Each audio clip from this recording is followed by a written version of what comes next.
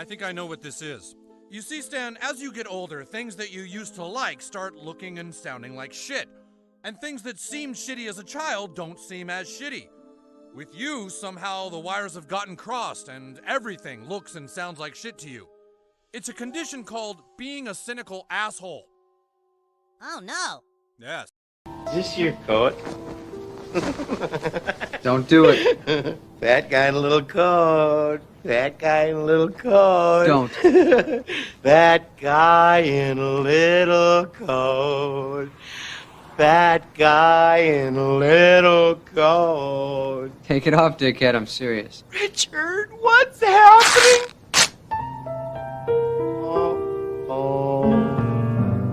It stinks. It stinks. It stinks. Yes, Mr. Sherman, everything stinks. Hello and good evening, everyone, to Saturday Night Sith. I am your host, Fractured Filter, and with me, as always, is my good friend, Jay Hitman. How are you tonight, sir? I'm trying to compose myself. That was the greatest thing I've seen all week. You know, I just figured it's always good to be honest with yourself, right? You know, I'm always the first to admit I am a cynical asshole. I thought that clip. Did you do that for us? Was that like to? Well, it was for me. About you or not. Oh, okay, I was gonna say, surely you're not calling us cynical assholes. Yeah. Oh, I'm calling myself one for sure. Yes, well, I'll always happily admit to that. Guess I fall and that category. And I felt the Tommy boy, fat guy in a little coat's gonna be relevant later when we talk about the Mandalorian. Man. For those, and then the just you know the from the show The Critic, Jay Sherman, just him going, "It stinks." I felt was just kind of, you know, every week we hear either information about the Obi-Wan Kenobi show or whatever new shows are being popped out from Lucasfilm, Disney, and what they're doing over there, and I just think that does kind of encapsulate us a little bit because you know it stinks, it stinks, it stinks. Yeah, three great clips in about 25 seconds. I thought it would be a good way just to kind of roll us on into all of the things that were dropped this week, thanks to Vanity Fair getting their direct access to the people at Lucasfilm Star Wars, Kathleen Kennedy and them. Where do you want to start? Like, you know, I'm gonna say before the show, like last week, we had like not even like a fourth of what we have today. Well, what we had this week, but yeah, Vanity Fair was on the top of the list. Kathleen Kennedy talking out her arse again. Not a surprise there. There's a lot of stuff to dig into. So do you just want to like play Russian roulette with it, or should we dive into Vanity Fair?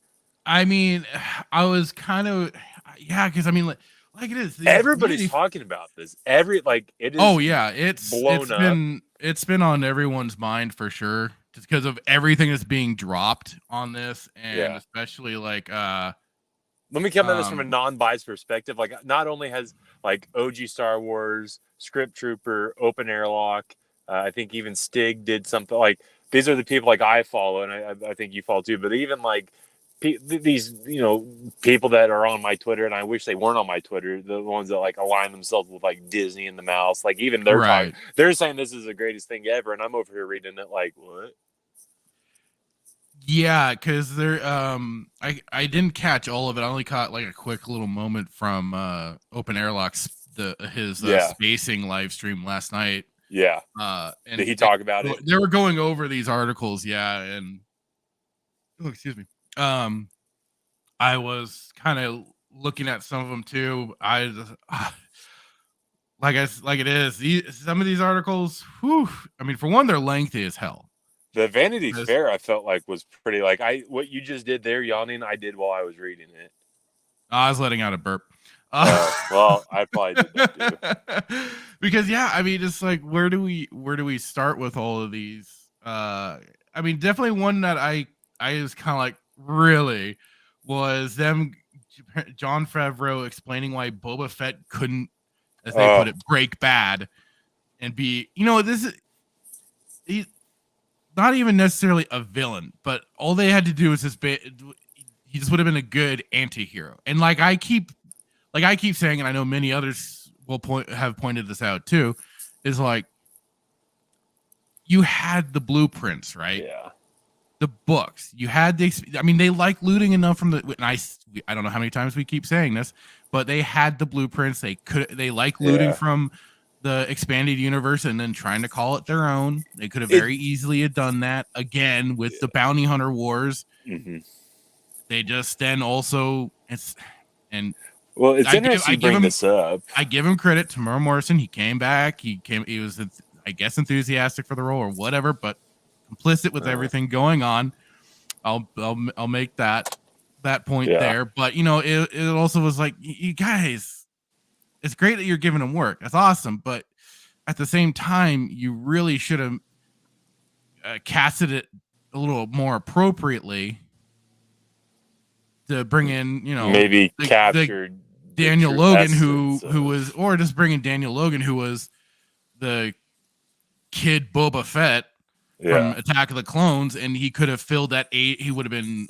I think he's within the perfect age, and would have been right for that time period to be that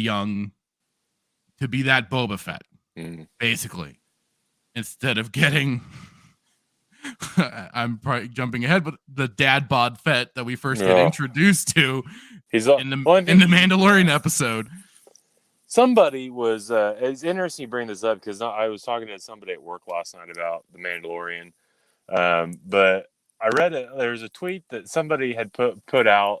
I'm trying to find it, but basically, like, Boba Fett is the perfect character to go soft with everything that he's been through, and with all the and yes, to go soft and basically exude honor and basically everything that he did, everything that they did in the show.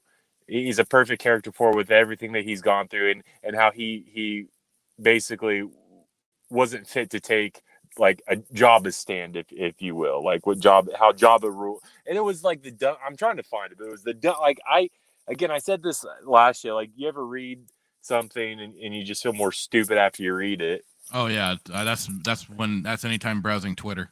Yeah, well, listen, it's not my fault that this just the stupid stuff just comes on my, like, I follow, specific people, and then I think just Twitter's just like, oh, well, we're just gonna, mess with you with your brain. Yeah. So I'll try to find it throughout the show. But yeah, but it's interesting you bring this up because we were talking about Mandalorian last night at work. While we were working, of course, for those of you who think I don't work. But yeah, how my point was, like, the person I was talking to is like, he enjoyed Mandalorian, but there's things that he didn't obviously like about it. And I was like, well, I just think it's just the worst thing ever because they had the blueprint. They could have taken Karen Travis as a partner, brought her in, but she's on her own island because they forced her out and Disneyficated all over her, the Mandalorian lore and stuff. Yeah. Favreau doing this, like, well, Favreau, Filoni, they're both. Well, him just coming out and making this like the article that you're referencing is just why he couldn't break bad. Yeah. So I just got reminded too of also another, and you know what? Let's start here actually, because this, I think, also just helps encapsulate everything at Lucasfilm, what they've decided to do, how they ignore everything, how they even ignore their own canon and continuity and stuff like that. So I don't know if I think you saw this one. Pulling it up now. The Obi-Wan Kenobi actor Rupert Friend admits he deliberately did not see the animated interpretation of the Grand Inquisitor to prepare for the live action role. We are basically getting Halo levels here for this Obi-Wan Kenobi show, where there are people, in this instant actors for the Halo show, it was the writers and stuff like that who did nothing of any kind of research. Last I knew, they didn't look at the games, look at all the story, all the lore. They decided to offshoot it as their what did I hear they called it? The silver timeline. But now with this, we've got it within the quote main timeline for all Star Wars, Disney Star Wars, the faux lore. This is in their main continuity. And, you know, like it is. I understand an actor wanting to put their own spin on something or whatever, give their own sort of performance. But when you're adapting a character from something that's already established, you kind of have an obligation to. It kind of goes out the door. Go to that source material, check it out. And this is funny considering this was a show by Dave Filoni. Star Wars Rebels. This is where the Inquisitor came from. Yeah. And Filoni was cool with this too. All right. I mean, so many people out there want to go, the savior of Star Wars is Dave Filoni. Guys, he's just as happy to be as much of a dipshit with all of this as the rest of them. He's just as complicit, just as involved. Well, they're all about inclusion and acceptance. So maybe he just wants to accept Rupert Friend or whatever the dude's name is to do his own role as Grand Inquisitor. I guess so. Let's jump on into this. Article from John F. Trent. Obi-Wan Kenobi actor Rupert Friend recently admitted that he went out of his way to avoid watching Star Wars Rebels in preparation for his role in Grand Inquisitor on the upcoming Disney Plus show. Friend spoke to Entertainment Weekly to promote the show, and during the interview was asked by EW's Dalton Ross, quote, "Did you go back and watch any of Star Wars Rebels to sort of see your character in animated form, or did you just want to kind of take it fresh with the live action?" The actor responded, "I really wanted to honor the character." Okay, so he wants to honor the character, but goes out of his way to avoid it? So I'm almost deliberately did not see the animated interpretation. How are you honoring the character if you're avoiding the interpretations of the character? That makes about as much sense as wiping before you crap. Right? Literally. How do you... That... My brain partly broke for a second. Yeah. There. It's like... I dare to... It's like every time, you want to dare these people to make less sense, and they keep doing it. But are you really surprised? You surprised though that you would make such a I don't even want to say ridiculous because I could deal with ridiculous. This is just dumb. It's not even. It's so bad that it makes your brain hurt. What did you just say? Well, and here's even the next part. It's like myself and director Deborah Chow and writer Dave Filoni and all the guys really wanted to do something fresh that honored and was faithful to the spirit of the character without doing a kind of impression of anybody else's interpretation, he explained. But you're adapting an animated character. You're adapting a character that's already been given a voice, given a personality. You have to do at least... I mean, it's like in Rogue One, how they basically resurrected the corpse of Peter Cushing to be Grand Moff Tarkin. Right. And then so it's suddenly start having him run around on roller skates and shit. Yeah. You got it in having a high pitched squeaky voice. Yeah. It doesn't make sense to me because it's I understand it's an animated show, but you're still doing the character though. You're still interpreting the character. So let's see here. Oh, we got, hey, Das Morta, welcome in, sir. Glad you can make. I still want to get you in here at some point. I know you got your shyness about this, but it'll be fun. Trust me. So Das Morta, he says agreed about Rupert Friend. Really disappointed they went this route and didn't even bother with Jason Isaacs. So instead, they get some jerk who won't even do the proper research. Yeah. I mean, that says it right there. It's well played. Well, it is just funny, because it's kind of like how they want to go out of their way to. Maybe this is another. You know what just hit me? Maybe this is another, character-driven story that they want to do. Well, okay, so this is all for the Kenobi show. Character-driven. Right. Jay Hitman, what did you read recently that would have been perfect for a character-driven story based around with Kenobi? Huh? I don't know. Maybe the book.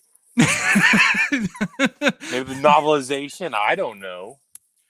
The very grounded story featuring Kenobi adjusting to his life on Tatooine.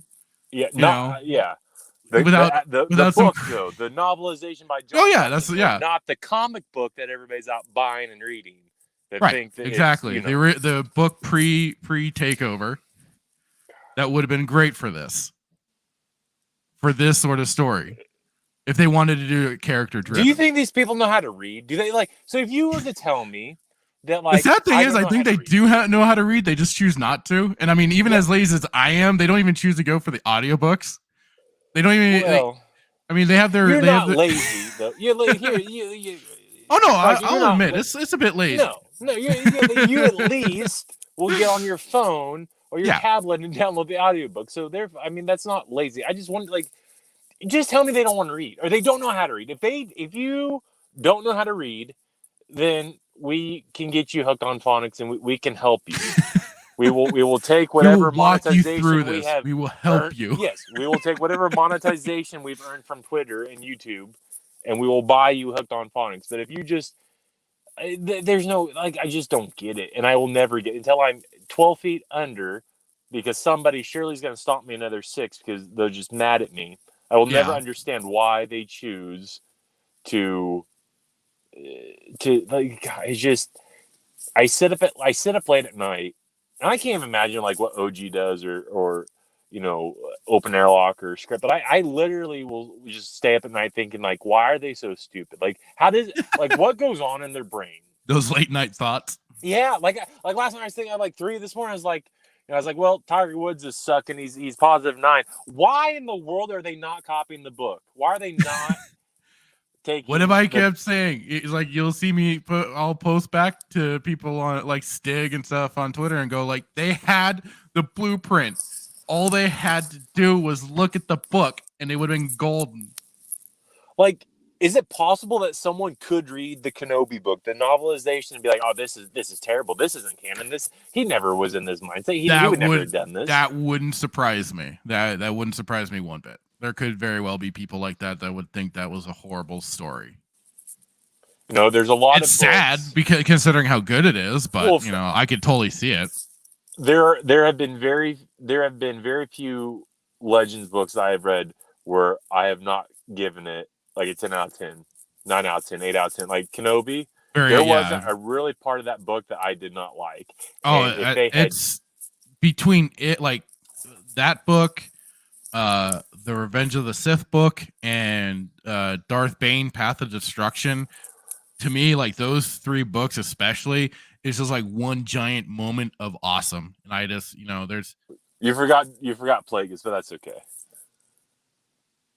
Oh, don't get me wrong. I love Plagueis too. It just kind of has a little bit of extra slower moments, but I mean, another fantastic book. Yes, just those 3 books in particular.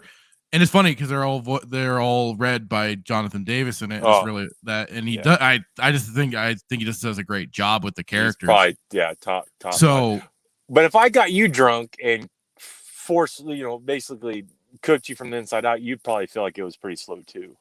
Yeah. Well, that was such a crowning moment too. Oh, yeah, I know. But no, it how they missed this opportunity to adapt that book, and especially it's just mystifying. Are these people on PCP, do you think? I think so sometimes. Das Mordo jumping in again. Hang on, we got Das Mordo jumping in again. Filoni really is Lucas's Padawan. I doubt that, dude. Half the time his mind is brilliant, and the other time he's just as dumb as Lucas. Woo! Throwing some fireballs there. So he's at least living up to his legacy in that way. But I would say they've been making bigger mistakes with their own canon and stuff like that than what Lucas was overseeing, especially when it came to giving notes and stuff like that and letting the writers craft some amazing stories for the expanded universe. Because he still had his hand in that. It was light. He didn't read every book, of course, but you don't expect him to. He probably read Plagueis, though, 100%. I mean, maybe. But, I mean, that's just it. I mean, these people took notes and stuff from him, and there's been the interviews, especially for the adaptation of the books. These guys, a lot of these authors, early screenwriters, early screenplays, and they've spent hours with Lucas, mulling over what was needed to be done to make these books consistent, coherent, and with the whole universe too. Because I mean, there's a lot of EU references in each book that then by some people's standards, that's canonizing that content. And they had their story groups, especially for the Clone Wars era, before Filoni came along and changed all that. They certainly had all of their story groups keeping everything as consistent as possible with such a universe. And yeah, they dropped all their references and stuff like that. They really were making a cohesive universe with all this. So what we've been seeing now, especially is, like a lot, I mean, between not even with just the storylines, what we've been seeing, you also see in the effects too, is just the decline that everything's been going through. So moving on with this. So like they say, that's a really weird answer. How do you honor the character if you haven't watched the source material? What exactly would you be honoring if you haven't seen it? How do you even know you would be honoring it? Aside from those questions, the second part of his answer is even more galling. First, he claims he wants to honor the character, but then claims he wants to create something fresh. It makes absolutely no sense. The Inquisitor should still be the same person we know from Rebels. He should still be the ruthless dark side user, hunting down and eradicating Jedi. If you're honoring that character, it's hard to envision making him fresh at the same time. Finally, his justification that he didn't watch the show because he didn't want to do an impression of somebody else's interpretation is absurd on its face. I can't imagine any actor saying that about James Bond.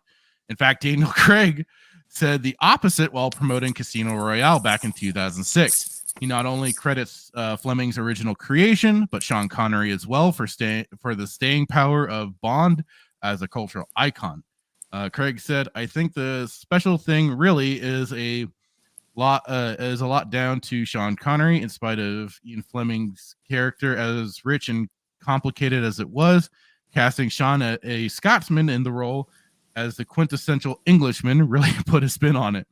And probably it's one of the reasons it lasted so long." And then, I mean, even that's a pretty funny case too, considering then Ian Fleming based Bond more around Connery's performance. Yeah.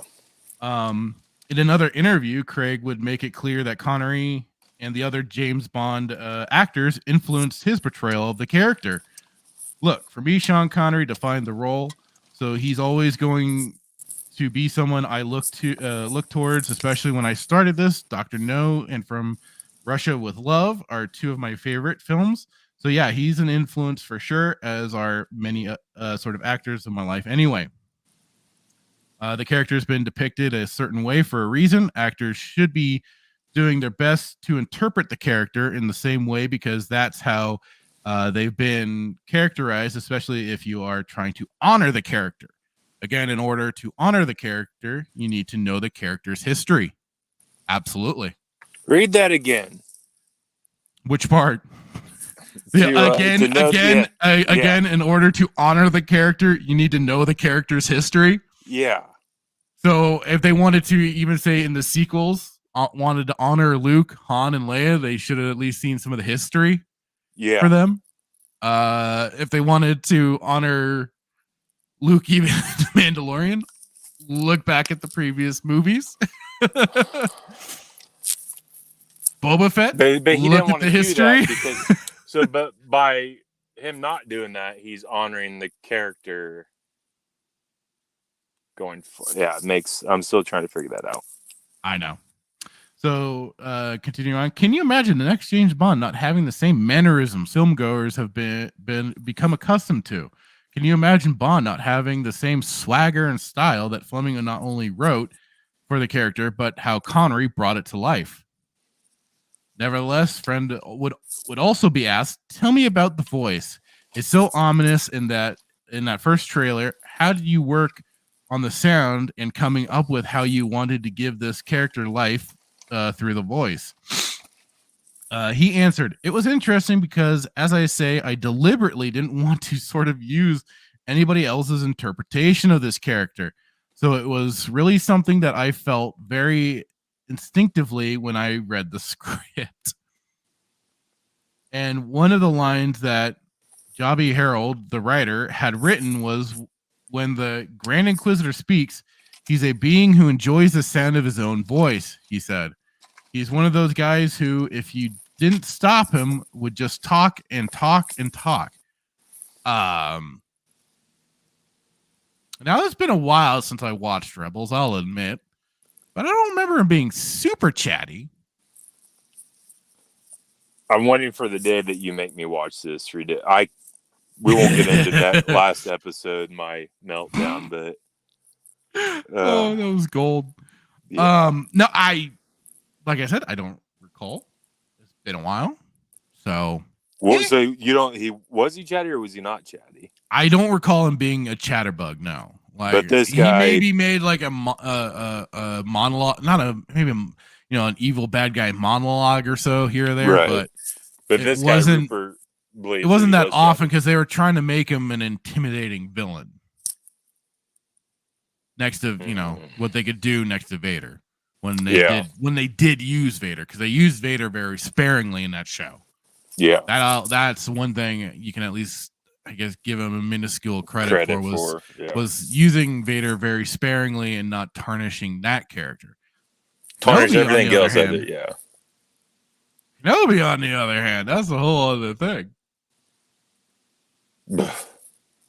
This guy, it just makes my brain hurt. Like, I don't want to use anybody else's interpretation. That's like saying that I want to play the role as Vader, but I'm not going to go to George because I don't want anybody else's interpretation of that character. Well, could you imagine, like Hayden Christensen going to George and going, George, that's a great idea, but I think I'm going to put my own spin on this. How long would he have lasted on this set if he was trying that shit? George may have told him to go pound sand. No pun intended. It just makes no sense. Like what? Like in the slightest. Right. Like my brain, like I'm sitting here and I'm trying to figure out like how that makes any sense whatsoever. Only in their special little world does it make any kind of sense. Please continue though. Okay. So we can get more. And continuing on, and I'm not giving anything away by saying we're going to experience that in the show. He has this very juicy way of enjoying himself. And I just thought, what does the guy who enjoys the sound of his own voice sound like? And that's what we got, he concluded. While Ross appeared to admit he didn't actually research the character's previous appearances in Star Wars Rebels, he did provide quite a bit of information on what the viewers can expect if they happen to tune into Obi-Wan Kenobi. He says, okay, so basically the Grand Inquisitor is the chief of the Inquisitors, and he reports directly to Darth Vader. He's a pretty powerful member of the dark side, friend relayed, and some people who aren't familiar with Star Wars may or may not know this, but he used to be a Jedi. He used to fight for the forces of good as a temple guard, and he also is one of the people who train Jedi in fighting styles. So he knows all the things that they know about fighting, and that makes him a pretty fearsome opponent. Friend would also discuss the Grand Inquisitor's relationship with Vader and his position in the Empire's hierarchy. He detailed, well, obviously with the rule of 2 in the HR chart, you've got the Emperor first, then you've got Vader, and I'd say the Grand Inquisitor is right there. I wouldn't even say below. In his mind, he's on par with Vader. He's not. Obviously, Vader would probably kill him, but I think it would be quite an interesting fight because you've got this idea of a fearsome guy, this Grand Inquisitor, who, yes, reports to Vader, and I think he respects the hierarchy and the order of command, but I think if there were ever a slip up, he would be waiting in the wings, he elaborated. Can we break out? I'm no, that's basically the end of that article. So my blood's boiling. So where did he get his knowledge of the hierarchy? Because I'm not even gonna go there. Like, no, you know, I am gonna go there. Where do you think because he said what? He said the Emperor, he said Vader, and then he said the Inquisitors, right? Yeah, he sees himself. So the way he's interpreting it is that the hierarchy being, of course, and he mentions the rule of 2, that you got the Emperor and then Vader, and then to him, he's right there beside Vader. He's not underneath Vader. He sees the through his character that it would be viewed as he's right there next to Vader.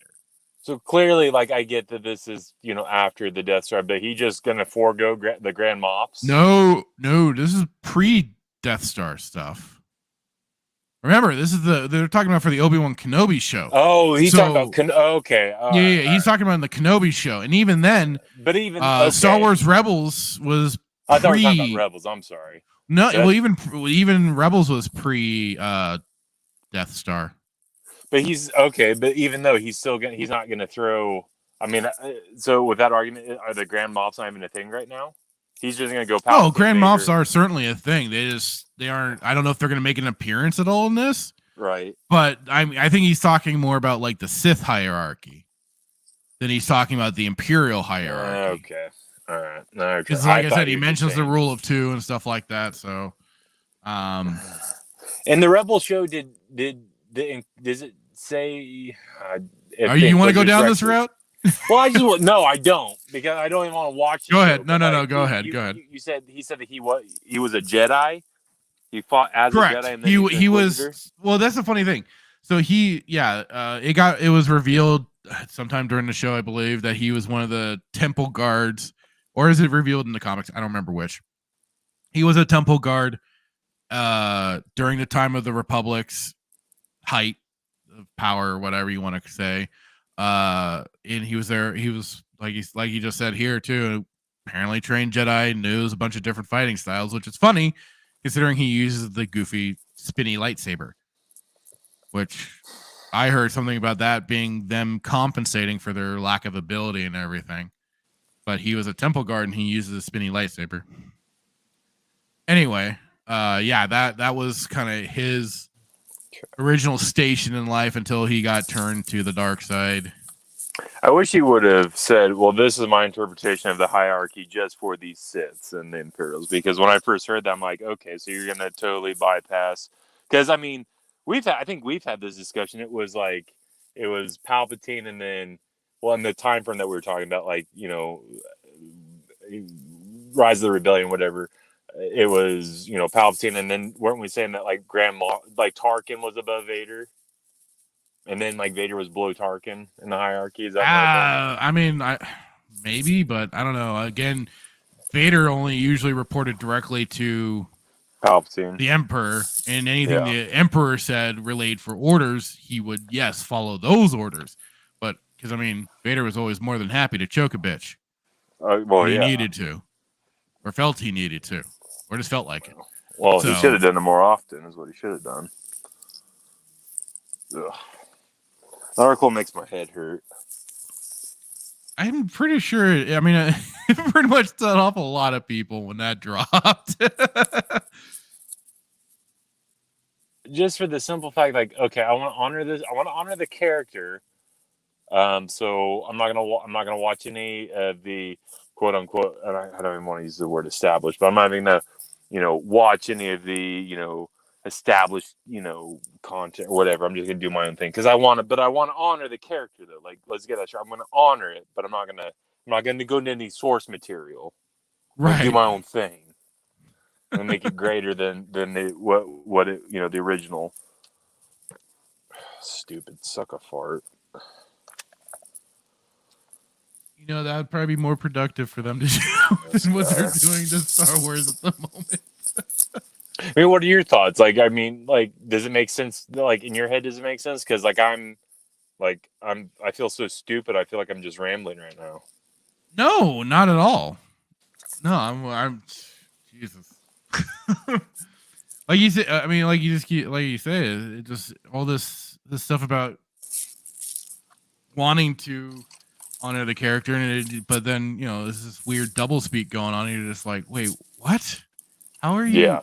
What? You're not honoring the character by doing that. You're in fact disrespecting it further. But this is the thing. It's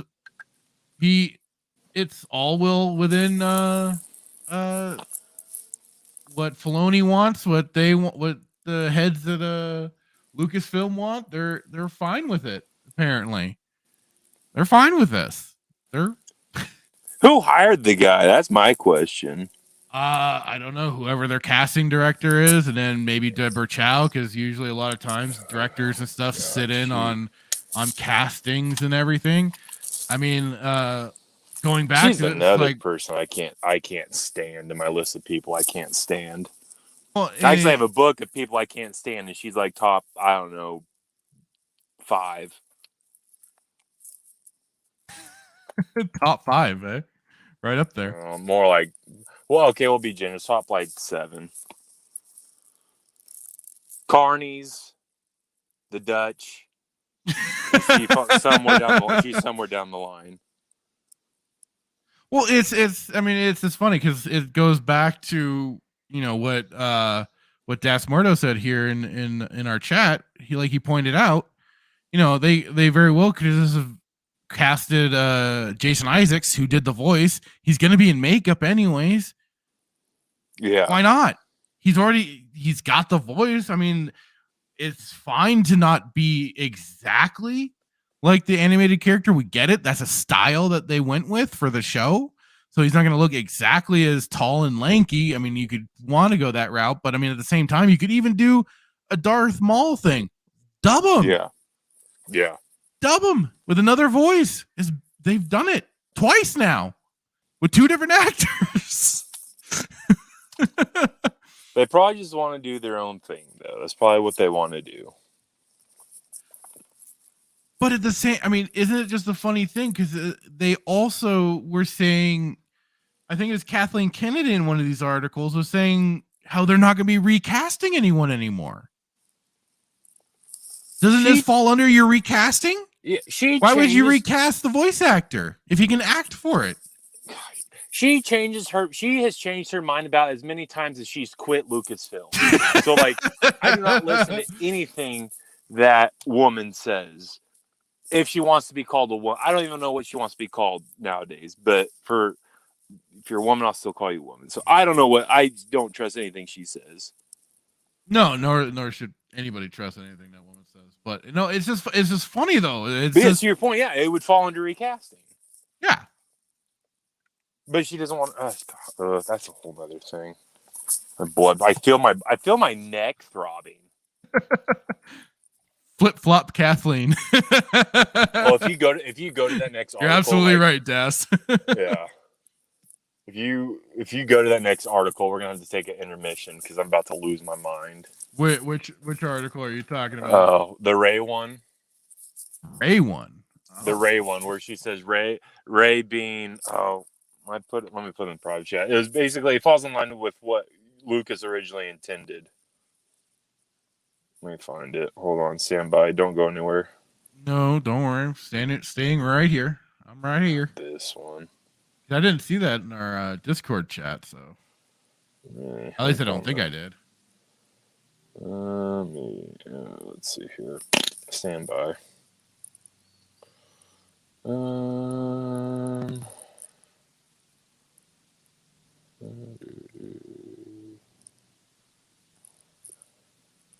All right.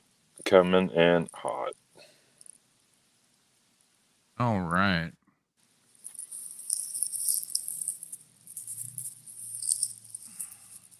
I do like that. Oh, flip-flop, okay. Kathleen. That's good. Well played. Top marks. Star Wars explains why Rey Kenobi. Oh God, I think I remember this rumor. Oh, there was so many flying around too. Yeah. Never made sense. By Andrew Gilman, the sequel trilogy may have concluded, but it still remains a hot topic of discourse. For several years, the biggest question in Star Wars was Rey's several years? Oh, how long has it been? Anyway. Yeah, I don't know. I was going to ask you. Rey's lineage. Speculation naturally ran rampant after The Force Awakens hinted at multiple possibilities, and discussions even continued after The Last Jedi seemingly closed the book on that part of the character's story. J.J. Abrams disagreed, as The Rise of Skywalker retconned the heroine into being the granddaughter of Emperor Palpatine. Ugh. That was... Yeah. Nah. I just don't like calling. I don't like the idea of her being a Skywalker. I don't like the idea of her being a Palpatine. Just no. Just flat no. Well... That's the greatest debate is, what is she? Clearly, Disney themselves had said she's just Rey. That's all she is. Well, she got nothing. Disney will say she's a Palpatine though, but then there's other people. Well, no, they'll say she's a Skywalker. They don't. Yeah. They'll hold on to that one. But Disney themselves explained that she's a Palpatine. I don't know what the freak they want. Anyway. Yeah. In the early days, the prevailing theory was that Rey was Luke Skywalker's daughter. I remember that one. Rumors had hinted at the character being the child of Han and Leia, Kylo Ren's sibling, until details of her first meeting with Luke leaked.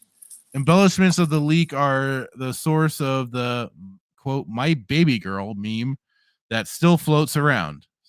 Some fans thought Rey would be a descendant of Obi-Wan Kenobi, largely due to the Jedi's voice being present in her force back vision.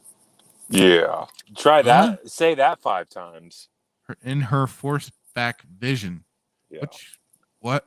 I was going to ask you. I don't know. I don't know. I mean, even I'd watched some of those movies, but I never heard Obi-Wan Kenobi's voice that I could recall. Unless it popped up in Force Awakens when she first grabbed, where she's using the Anakin's lightsaber that had been dismantled and broken and rebuilt, and then she was like, "I am all the Jedi," and she heard all the. Is that what they're referencing? Where she destroyed, she used it to deflect Palpatine's megapint lightning. I don't. It might have been at the end of the Rise of Skywalker. Yeah. Rise of Palpatine. Yeah, I don't know. That's the only thing I can think of. Where he's like, I don't know. The Sith, and she's like, I'm all the Jedi. And hear voice and others noted the similarity in her fighting style to Sidious and went to the dark side somehow. Palpatine returned, and they were right. Fighting style to Sidious. What? Say that again. What? I'm trying to read this again. Others noted the similarity in her fighting style to Sidious and went to the dark side somehow. And went to the dark side, and then somehow Palpatine returned, and they were right. I don't recall her fighting style ever being resemblant of Palpatine, but and what are they referencing? Revenge of the Sith? I mean, that would be the only place we've seen Palpatine really fight. Unless they read the book in Plagueis. Like the Plagueis, I don't know if they really adapted which form he used. Right. I mean, they gave some visual.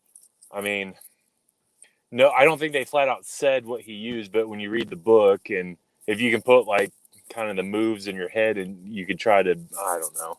I don't think they did, no, but I mean, they did. How do I want to say it? When you read the book, you could visualize how he fought based on how James Luceno, Lucero, was it Luceno? how he was describing how he's fighting, but that doesn't make any sense. Like, they're saying that she's taking the actual style that Palpatine fought or Right. used to fight, which wasn't the pod, because I don't know. Yeah, Das Morto. The fact that they didn't know means they had no business doing a story without a plan. Whether it be Kenobi, Palpatine, Skywalker, all BS. Yes. Yeah. And it just goes to show that I mean, Lucas flew at the seat of his pants a little bit, but he had the general idea of what he was wanting to do with his trilogies. Yeah. I mean, Star Wars blew up and then, it continued it on, but you can at least tell there's a consistent tone through the original trilogy. And then he had his, again, tone and plan for the prequels, too. Right. They had no plan for this. And if there was a plan, it got thrown out the window when Rian Johnson took over and did that one movie, and then that was it. Yeah. So, but Rey wasn't always going to be related to Palpatine, not even during the Rise of Skywalker's production. Dang it, I said it. As Daisy Ridley had discussed, the creators of Episode 9 were indecisive about the character's lineage, and at one point, a connection to Obi-Wan was strongly considered. Abrams and writer Chris Terrio eventually landed on the universally heralded idea of a Palpatine resurrection and familial tie to Rey. And while there were plenty of questions about how that decision was reached, the head of Lucasfilm has explained why a Kenobi relationship wouldn't have worked. Kennedy says Kenobi's family violates Lucas's Jedi. Now we're concerned about Lucas's Jedi. We're concerned now, huh? She's never been concerned. In an interview with Vanity Fair, Lucasfilm president Kathleen Kennedy explained a connection between Rey and Obi-Wan was avoided due to the Jedi Code against attachment. The bigger is a quote from Kennedy. The bigger issue is talking about Obi-Wan as a master Jedi, and the issue of attachment and selflessness. In order for Obi-Wan to have a child, you are really, really impacting the rules around the Jedi. What does that mean? Kennedy was vehemently against doing anything of the kind with Obi-Wan due to what had been established by George Lucas. If that were quote, if that were explored, and certainly there were a lot of ideas being thrown around, like monkeys throwing their poo. Yeah. But anything to do with Obi-Wan in that regard was pretty much off the table because it flies in the face of everything George created in the mythology. Again, now she's starting to care. I mean, I don't think it's gonna be caring too much with this whole, epic duel with Vader and Obi-Wan in this Kenobi show, right? That's effectively going against Lucas's vision. You mean duels? Duels. Sorry, plural. Duels. Duels. That's in another article we'll tackle. That, I mean, that right. Deep breaths. That's what I had to do when I read this. While changes are open for discussion, Kennedy is hesitant to make creative decisions that alter the philosophy of the Jedi. Oh, so this is why we're getting Luke being a retarded Jedi, still being on the old ways. Okay. Mm-hmm. We're not rigid about it. It's certainly open for discussion all the time, but that's a pretty significant tenet in the mythology of the Jedi that we'd be reluctant to mess with. So this is like, so the old EU writers and everything, they had more balls to push the Jedi forward with what they did for Luke evolving the Jedi beyond what their old teachings were. And yet you're hesitant to do that. Now you're...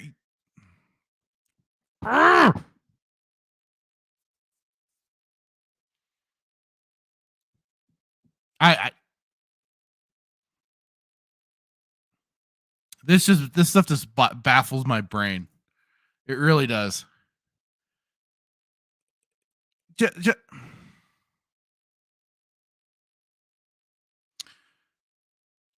I'll just continue on. All right. Ray Kenobi, not the Ray. Oh Jesus, that hurt. Ray Kenobi, not the Jedi way.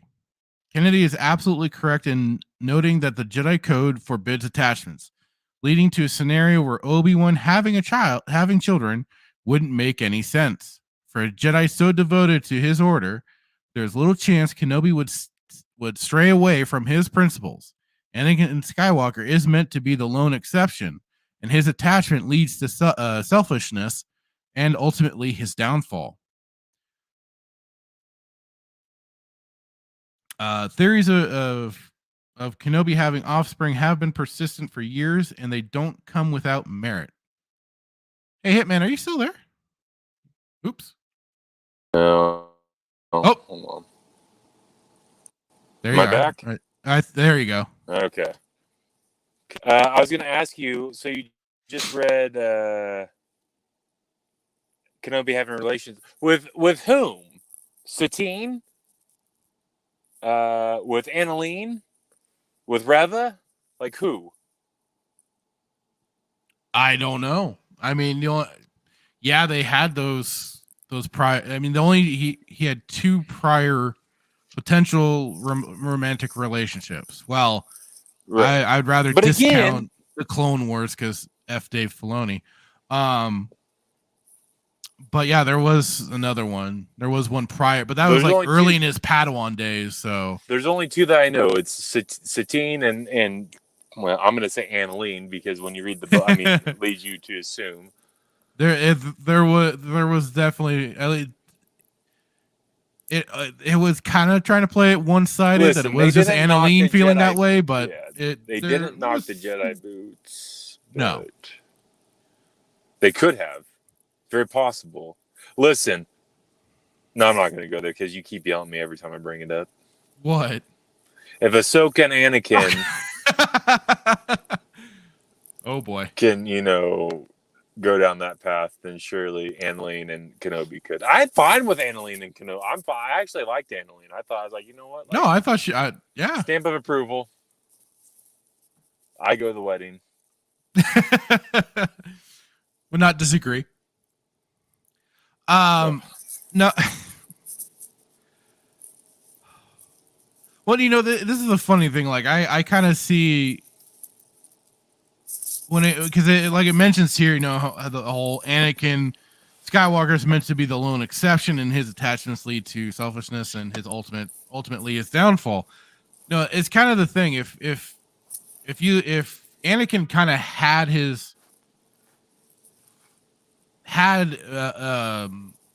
just kind of the ability just to know that he could have that relationship possibly out in the open and stuff, it probably wouldn't have been so disastrous for him.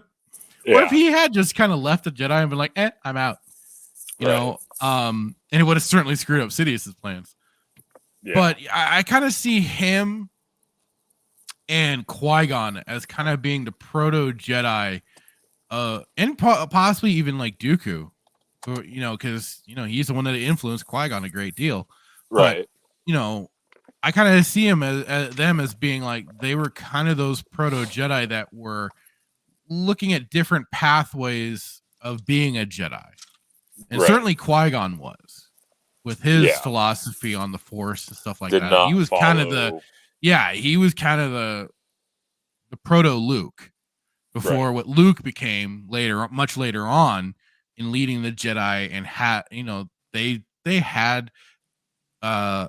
they were allowed to have marriages and stuff like that, have kids. It was just kind of they had a higher philosophical way of looking at that. You don't let so much the attachments rule you, right. So, and even at like the end of Revenge of the Sith, especially within the novelization, you kind of get that, and even kind of into the Kenobi book, even Obi-Wan to some small degree is kind of understanding how the Jedi do need to kind of move forward and change a little bit. He still seems a little rigid in his ways, though, especially when you meet him again in A New Hope. Yeah. But I think that was kind of the necessary thing, just to see how Luke was going to take to those old teachings at times, and how he would, either adhere to it or kind of in a way spit in the face of it, but again, leading his own path and finding his own way of being a Jedi, not just from the teachings, the old teachings of the old Jedi and stuff like that. Right. So this has always been something that's kind of been on my brain, especially since going through a lot of the extra expanded universe content, stuff like that. It's like, yeah, I can see these guys as kind of, they would have been some of the ones leading the charge of changing things a great deal, especially then also if Qui-Gon had lived. He probably would have been the much better instructor for Anakin versus Obi-Wan. I think he would have been. He was the one guy that.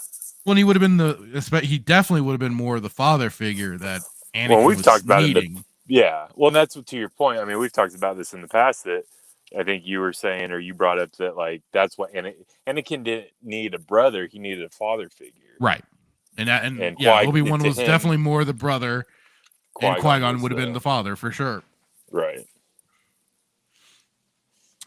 So, continuing on with this silliness, theories of Kenobi having offspring have been persistent for years, and they don't come without merit. As introduced in the Clone Wars, Obi-Wan once had a relationship of sorts with Duchess Satine Kryze of Mandalore, when he was tasked with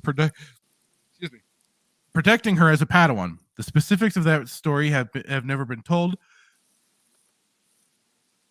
Though the Jedi confessed he'd have left the order for her had she asked him to.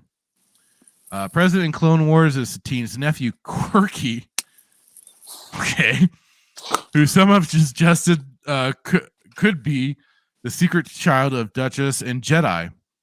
If that proved to be true, then the door would have been open for Kenobi's lineage to continue to a point where Rey comes into the picture. However, Kennedy's comments seem to directly dismiss the possibility, shutting down any theories of Obi-Wan parenting an unknown child.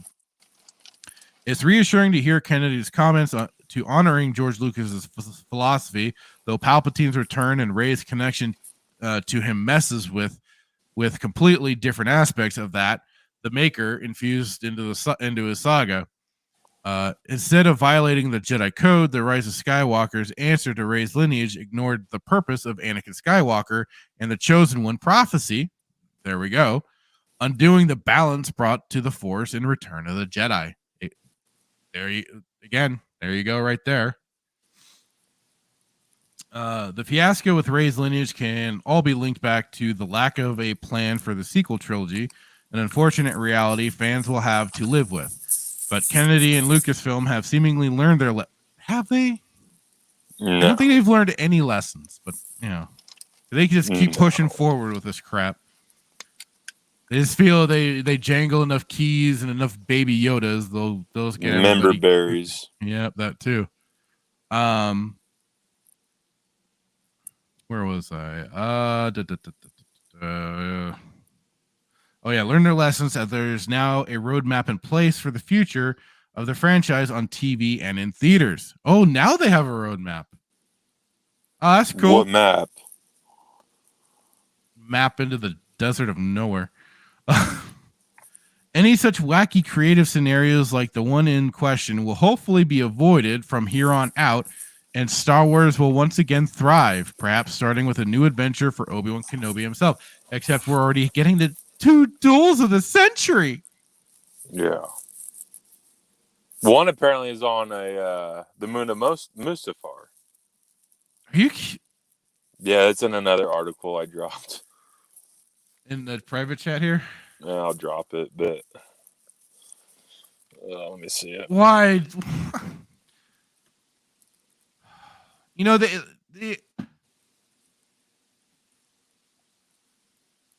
This isn't. I mean, they want to try and claim that they're adhering to Lucas's vision and stuff like that, but this is all just spitting in the face of that. Mm-hmm. I mean, it's all you have to do is just look to the dialogue. Yeah. It was pretty clear between Revenge of the Sith The New Hope, that was it. That's the only. Those are the last. New Hope was the next time they were meeting and fighting. But you forget that the other people make the argument, well, because it doesn't explicitly say that. Which OG Star Wars pointed out something interesting. She posted she tweeted something. I actually took photos of it, but I think in the A New Hope novelization, it clearly describes what you would think would be Mustafar, like a lava. I think in the novelization it uses the word lava river, I believe, which is kind of ironic because Mustafar is just one big lava planet with what would look like lava rivers of lava. I think I remember seeing those posts before. Let me see. I've got them. Hold on here.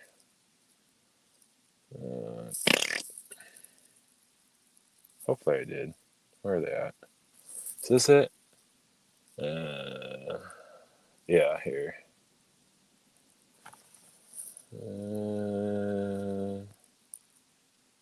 Why can't I do it? Okay. How do I... Oh, this Obi-Wan Kenobi leak reveals more Darth Vader fight scenes than we thought.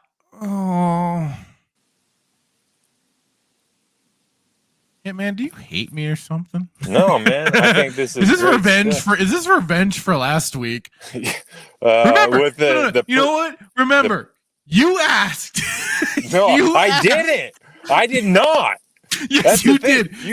You started the questioning of asking about the relationship between. Okay, well, you didn't have to Ahsoka and Thrawn, and I'm sorry, it went there. Yeah, but you didn't have to go through with it like a cynical a-hole. And put me through that. I was not coming from a place of maliciousness. I was just explaining things to you. I doubt that. There was maliciousness in your. It became malicious. Okay. It might have become a little bit. I'm gonna find the. I can't post in here, but I'm gonna find tweets. So if you want to, by all means, please go through this article. It's great. You'll love it. Pulling it up. All right. I'm so excited for you to read this. Obi-Wan Kenobi. That was quite the noise. Yeah. Obi-Wan Kenobi leak reveals more Darth Vader fight scenes than we thought. Obi-Wan's path to salvation may be even more difficult than fans think. Alex Welch. All right. In November 2021, it was teased that Obi-Wan Kenobi would feature a new fight between the show's exiled hero, Ewan McGregor, and his former student, Anakin Skywalker, Hayden Christensen. While it had already been announced that Christensen's Darth Vader would appear in the Disney Plus series, the announcement that he might actually cross lightsabers with McGregor's Obi-Wan came as a surprising development to many Star Wars fans. Yeah, because it's dumb bullshit. Now coming off the recent release of the first Obi-Wan Kenobi trailer, a new rumor claims, this is all rumor shit. Rumor claims to have some specific details about Anakin and Obi-Wan's confrontation. The rumor, MakingStarWars.net recently reported that Obi-Wan and Anakin will face off not just once in Kenobi, but twice. I feel like twice. I've read this. Did we? I don't remember. No, I don't know. It feels familiar, but everything just keeps popping up like crazy. Outlet claims their first fight doesn't go well for McGregor's Obi-Wan, but that his defeat at the hands of Anakin only makes him that much more determined to put a stop to his former friend. That he then would, leave for another 10 years before they fight. Final. Still depressed and still not over it. Making Star Wars then claims that the duo's second fight will take place on a rocky moon of Mustafar and will see McGregor's Obi-Wan receive some unexpected words of encouragement from none other than Qui-Gon Jinn, Liam Neeson. After repeatedly failing to make contact with Qui-Gon in the show's first episode, the scene will apparently mark the first time that Obi-Wan successfully speaks to the spirit of his old master. According to Making Star Wars, The series will show Obi-Wan return to his secluded cave on Tatooine after a second fight with Vader, where he'll finally see Qui-Gon's Force ghost. Hope survives. Reports like this should always be taken with a grain of salt, as there's no way of knowing how accurate they are until the shows are finally released. That said, this Obi-Wan rumor does line up well with what we know about the Disney Plus series, as well as with what several previous reports have claimed. Specifically, it was recently reported that Liam Neeson would appear again as Qui-Gon Jinn in Obi-Wan Kenobi. Therefore, while Lucasfilm has yet to even hint that Neeson could reprise his Phantom Menace role in the series, there's reason to believe there may be some substance to this rumor. Additionally, the claim that Obi-Wan encounters both Qui-Gon and Anakin makes sense based on what we know about the character's arc in the Disney Plus show. Ewan McGregor himself has said that Obi-Wan will be, quote, broken and, quote, faithless when Kenobi begins. And it's possible he could be that way not only because he blames himself for Anakin's fall to the dark side, but also because he hasn't been able to contact Qui-Gon Jinn. I hope that you're making that noise purely because of reading the book and how inaccurate that comment is. Not just the Kenobi book. No, this is the thing. The Revenge of the Sith book makes it pretty freaking clear too, because he does start to blame himself, right, for Anakin's fall. He starts blaming himself for it, saying, I could have done more. I could have done this. I could have done that. Right. But it was Yoda that shakes him out of it and goes, "No, Anakin made his decisions. He is only the one responsible for himself and what he has done and what he has decided to do."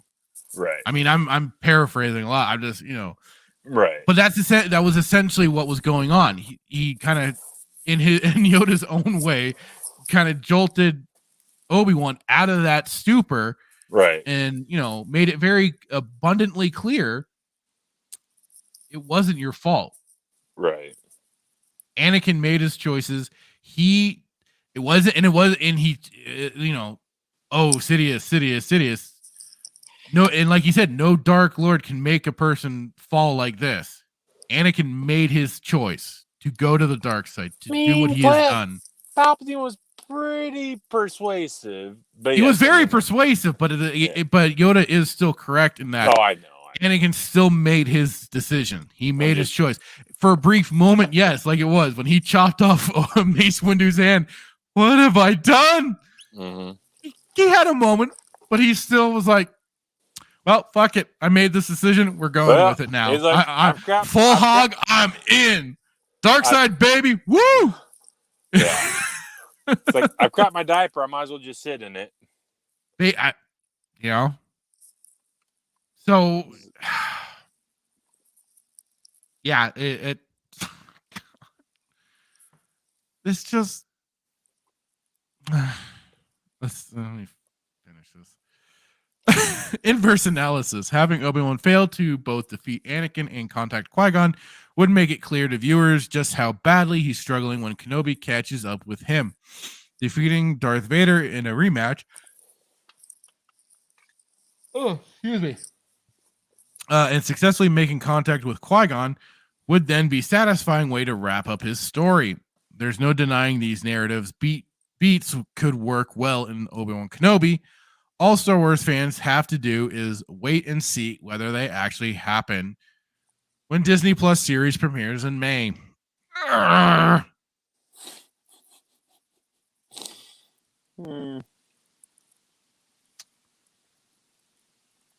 Again, the Kenobi book laid it out perfectly. Even in that, it was essentially, like it was a lot of times he was kind of talking to air. He wasn't getting responses from Qui-Gon. You're right. That kind of was laying things out. But he wasn't broken though. But that's just it. He wasn't. He had And that was the thing. Like I really love that moment when it's him and Annalene. Yes, and he's like that. He was, he's finally he's opening up for that brief moment, talking about Anakin and what he saw happen and just how it. And I just thought that was such an that was so amazing. I love that moment. I failed everyone. Yeah, he has this moment, but it's him also. Then he takes that moment and he pushes on, and just by him helping out Annalene and her family, and to a degree helped out a Yark and what happened there, but he in those small, the Yark thing, not such a good deed-ish, kind of, that's from a a gray certain area. point of view. From a certain point of view, but he helped Annalene, her family, get off of Tatooine, and that was like kind of his way of putting some good back out into the universe. While small, it was still something. It wasn't on the global, on a galactic scale or anything. He didn't, and he was completely content with that because that's all he needed to do. Obi-Wan was not at fault for Oren becoming a Tusken. That was so good. I love that. He's not at fault. So if anybody, what was a like, bitter twist of. Yeah. Oh, I must be in the hospital. That's Doc Mills. He's looking at me. That's what it is. And then the raspy metal piece in his mouth. Yeah. He starts waking up and he's like, "Oh, yeah. Oh, yeah." And then a Yark telling him, "You're basically you're our bitch now. Yeah. You're gonna make water for us. You're gonna keep working on that vaporator and making us water, and then we'll feed. Get to it." They say you make water and we feed you. But then a Yark just stealing them stealing the vaporator. Like, how a genius. Yeah. No, it was.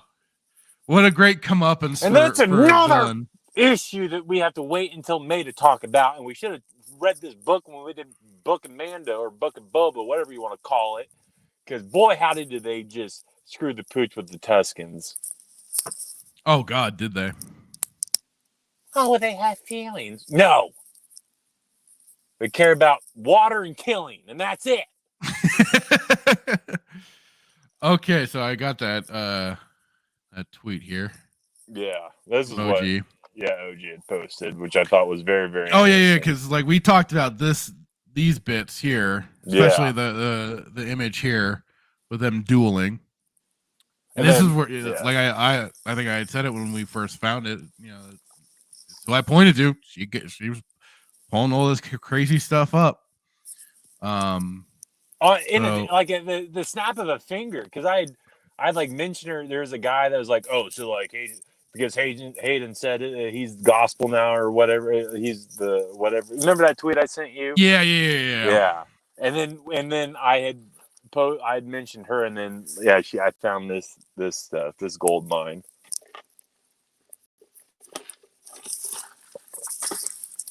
So yeah, even in this image here, it says early in development, the last of the Jedi series was envisioned as the continuing adventures of Obi-Wan Kenobi, but Lucasfilm ultimately vetoed the concept, reasoning that Kenobi would never venture far from Luke Skywalker unless exceptional circumstances demanded it.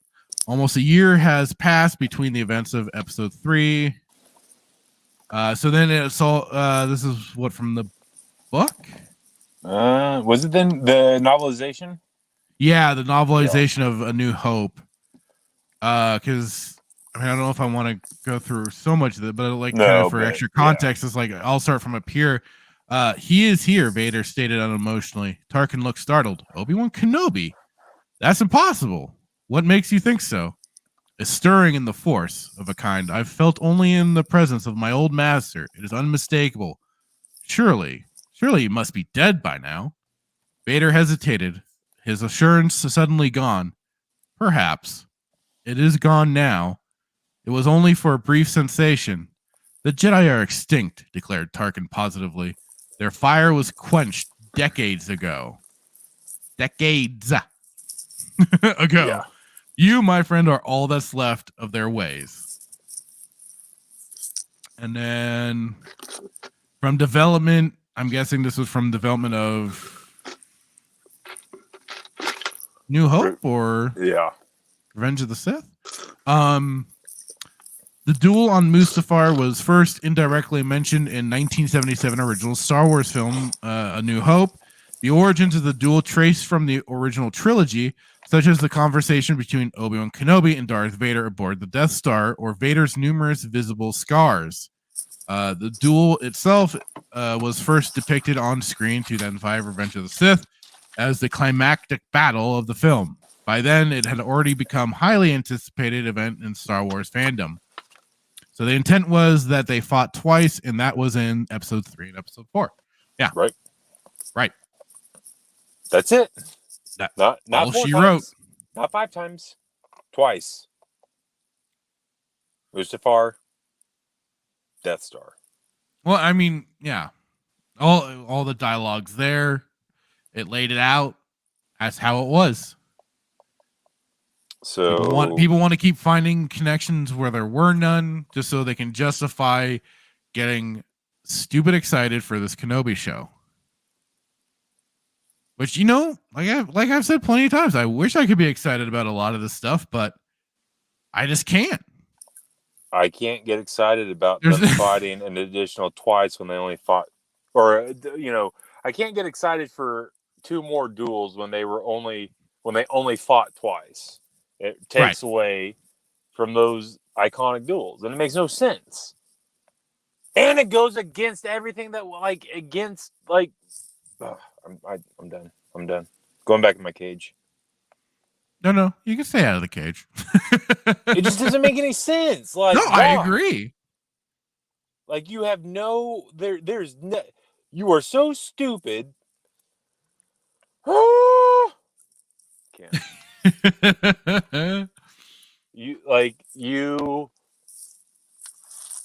There's the inability for you to create content or run with established content that you have to come up with. Just I can't even, I don't even know how to word it. They're going to fight twice, and that's going to get people excited. So that's all we're going to do, because we know that's all we have. They're going to fight, and that's what's going to bring people in to watch this. It's literally it. Right. You don't want to do a story with, Ferris Olin. You don't want to do the, copy the novelization and run with that. You just want to do this ridiculous, story about the Inquisitors and the fat imp, and then the dude with the rice patty hat, tobacco farming hat. You're just cynical. You're just biased. Okay. See, that's fine. Enjoy the show. T-minus 8 days, 9 days. Can't wait to watch it. No. No. Not gonna enjoy it at all. Makes no sense. It doesn't. Sadly. Like I said, I keep daring these people to make less sense, and they keep making less and less sense. It's astounding. You have 2 options. You can watch this utter dumpster fire that's about to be released in 10 days, or you can spend $8.99 or $10.99 and get the book and read the book. Absolutely. You will be able to do something that these Disney shows can't do. You can read a book and enjoy it, something they can't do, or don't know how to do, or refuse to do. I'm telling you, you won't be disappointed. If you're disappointed with this book, then you are truly a child of the mouse, and you have no business calling yourself a Star Wars fan, a true Star Wars fan. I went there. I don't care.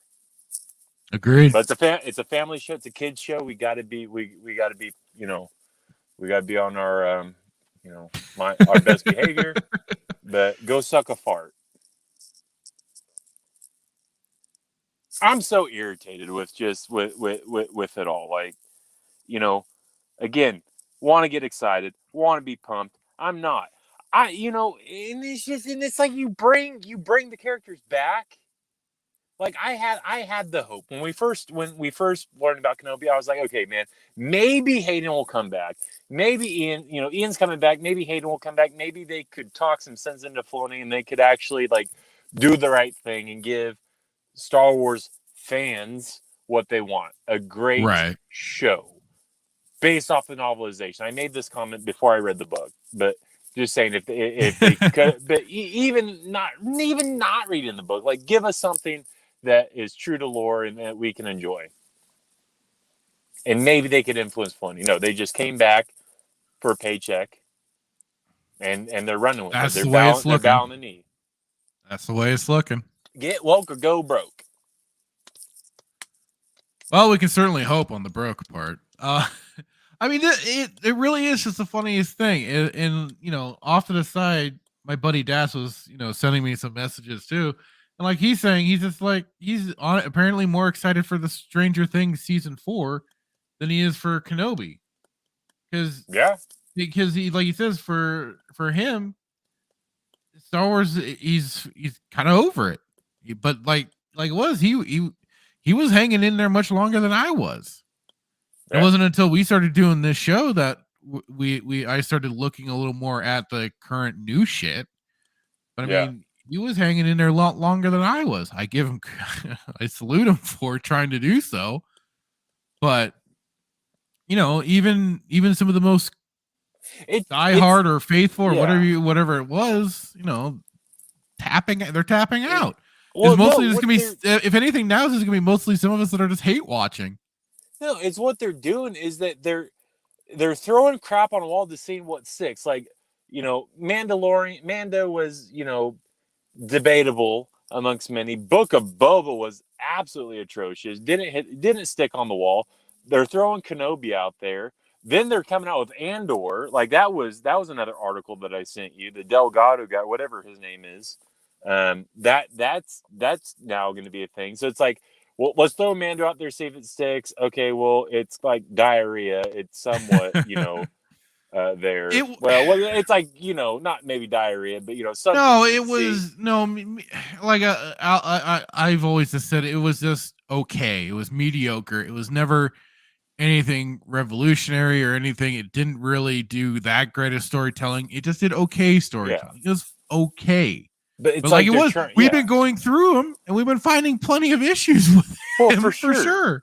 So, but it's like and then Andor, and then Acolyte. So it's like you're pumping out all this stuff to see what sticks, and hopefully you'll find a winner, right? But if you can't find a winner with Kenobi, I don't know what you're going to do. You know what I mean? Like, this is one of your biggest. Like, out of everything you've done, like. You could have had a gold mine with Boba. There's a lot of people that love the Mandalorian.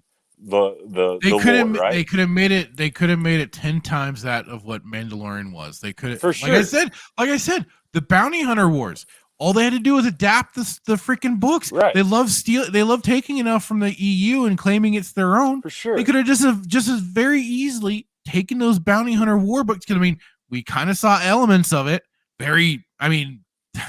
Superficial elements, but elements nonetheless that you could relate to those books. But they could have just run with that, and it would have been an awesome show. Boba Fett would have been Boba Fett without sacrificing his character, turning him into a weird goofball, especially at the end when, for the longest time, I'm going to rule with respect. And then at the end of the whole thing, maybe this whole ruling thing isn't for us. Right. What? Well, when it comes after saying it's time for us to be in charge because we know better than the goofballs that we've been hired by. Yeah. Fucking really? It's just I've said it before. It's like it's just people probably thought I was crazy when I was like, no, they're deconstructing characters. But going through absolutely, that's what they're doing. So they deconstructed Mando, they deconstructed Boba, and just Well, Obi-Wan look at Kenobi hasn't even released, and you can already see the deconstruction of this character. Well, like it was too. Like we've pointed out, Mando is just basically their new Boba Fett. Right. That's all. I mean, that's basically what they've been doing. I don't even think that they really wanted to make the book of Boba Fett. It was just something just to kind of have as a placeholder. Maybe they were going to get to it down the line, but because of the Koof stuff, it kind of messed with everything. So they're like, okay, we need a show out now. I just don't think they had a plan. I think they just. So it's really funny that they try and talk about, we've got a plan now. Where was that for Boba Fett? And then people are like, so you're telling me you're wrong. You can't sit there and make that comment. Really? Okay, because 4 episodes of the 8 episodes that came out, or 7 that came out, Mando was in it. They were literally they should have been the first 3 episodes of Mandalorian season 3. There's no plan. The 2 episodes specifically on Mando. Right. Yeah. Those 2 episodes were clearly supposed to be meant for season 3. Right. Yeah. But they were like, we kind of need to do something here. We need, this show is dying. We need something to revitalize it until we can get to season 3 of Mando. So we're going to bring in people are making fun of the Scooter Rangers. We need to do something quick. Yeah. Quick, they think it looks like a tattoo parlor. We got to do something.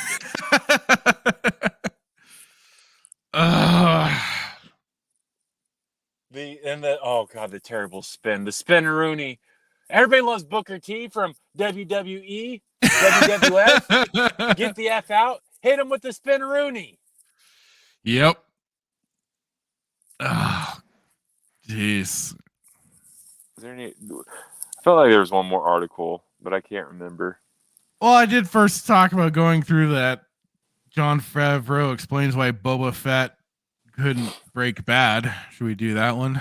I was hoping you were going to do the Deborah Chow one. Which one? Which one was that? Here. This one, you posted it. Let me pull it up. Oh, did I? This one, I literally about quit life. I just think it's unfortunate. You get into these discussions with people at work, and I'm not there. I just think that's unfortunate. Yeah, well, listen, this one last night was like, yeah, because I'm like, bro, I'm like in that situation, and now I'm looking around for you, and you're not there. Oh, this one, yeah. I heard it. I saw. Did you read it? Right. I did not yet. I just was like, grab it because I mean, just we don't have to do that one from the headline alone. From the headline alone, it's like, wow, really? I mean, there's a couple others. I mean, that one or which one did you want to do? I don't care. It's all good. Obi-Wan Kenobi director compares the show to Joker and Logan. You go a lot deeper with the character. I'm fine with that idea, but now you're just also trying to lure people in with this whole, it's like Joker, it's like Logan. 2 comic book movies that, or at least one is like the Joker wasn't even really supposed to be a comic book movie. It just took Joker for the IP likeness and everything and slapped it in there. It just happened to work. Logan I haven't seen, so I can't speak for that. Obi-Wan Kenobi director Deborah Chow has compared the upcoming Disney Plus Star Wars series to the character-driven stories found in acclaimed movies like Joker and Logan. Like we've been talking about, if you wanted a character-driven story, the Kenobi book would have been perfect for that. And you had a lot of great characters, all from kind of different walks of life, too. Not only did you have Kenobi, I mean, he still maintained as being a focus, but then you had Annalene and her family, what she was dealing with, running her store, dealing with her 2 kids. Yeah. And then, crap, my brain froze on what's his face? Oren. This is Oren Galt. Him trying to basically keep himself afloat while at the same time kind of scamming people. Dude, and also he's a double being dipper, dude. what You ever go to double a dipper, party? but then Yeah. he was just full on like then getting into the intimidation racket, but using the Tuskens for it because they're good scapegoats. Yeah. Would dress up as them, abuse the. I'm giving a lot of spoilers here, but Should have been like spoiler alert. oh well. If you haven't read it yet, that's on your. That's on you. That's on you. 100%. But no, I mean, and then you even get that perspective of the Tuskens through a Yark. What is going? What is happening? And then I mean, what was that? I mean, it was another great moment where a Yark and Obi-Wan are speaking to each other, and a Yark is talking about the great big massacre. Besides when they fought the Hutts, and it's in talking about when Anakin decimated that village. Yeah. And even Obi-Wan's like, oh God, I have something else I had to correct now too. Yeah. You know, because it's just how well it describes Obi-Wan just having this revelation of, oh my God. He's probably like, if you don't how like small Anakin, is this planet? Yeah. He's like, if you don't feeling like crazy right now. Yeah. You know? I mean, but there you go. You get that perspective of the Tuskens, their own struggles, history, but at the same time, they're not played off as necessarily victims. They know what they are. They do what they do. They don't apologize for it. No. They take pride in being raiders and, you know, fighting and pushing back at any chance they can between the Hutts and the you know, the settlers or whatever, the other inhabitants of Tatooine. They don't anyone play outside of themselves. Play, the politic game. Absolutely not. Like, you know, and they're not listen, I didn't go when I went through that book, I didn't come across one example where they were sitting down singing Kumbaya by a fire using sign language, you know, to communicate. Well, and you know, I was listening to the audiobook again just to keep my brain a little fresh on it. And, you know, again, it was when Obi-Wan and Annalene bring a Yark's dead kid back to her. And just how, you know, even Annalene is observing this, how a Yark is approaching the kid, and kind of, you know, the body language and everything, and that's how she has the revelation. Oh, a Yark's a female. Mm-hmm. And you know, they couldn't have that today because what is a female? Right. So, she's like, but I mean, it's another. I mean, that in of itself though has its own just. I don't know if you'd say symbolism or whatever, but it was again just such a well written scene of how that Tusken mother was reacting to her last kid. Yeah. The last of her line that was taken in this big fight. You know? And then just how then just the rest of it plays out. And how Obi-Wan just kind of lays down the law a little bit in his own polite manner of how they're all gonna be, you know, going their separate ways. And then, you know, it goes into more because then notices his lightsaber and all that stuff. So it was just, I mean, I always say it's like one giant great moment, that whole book, one amazing moment. But I mean, there are little segments that definitely stick out. And it's just like, God dang, that's good. Yeah. I would love to see it be brought to life. I would love to, you know, see Ewan McGregor playing out that role. Dude, my mind was doing those I was like, subtleties and stuff with Obi-Wan. Yeah, that moment I was like, man, homeboy's a homegirl. Yeah. Like, you know, I was like, what? Yep. You know, it's just it's like it's so many good moments. Like I was if they hoping wanted, that if they wanted this character driven story, all right, I'm done.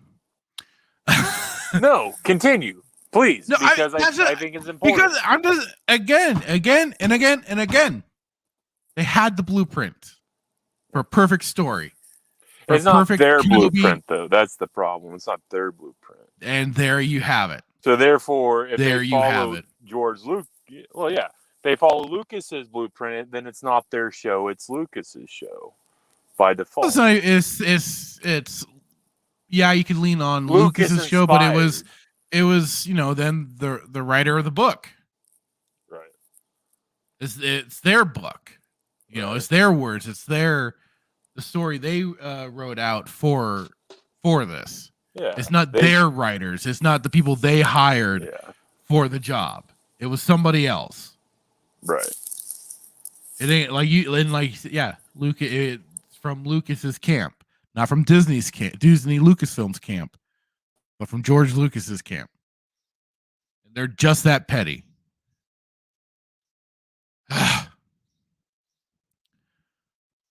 So, continuing on with this, Total Film recently attended a press conference where Chow touched on what fans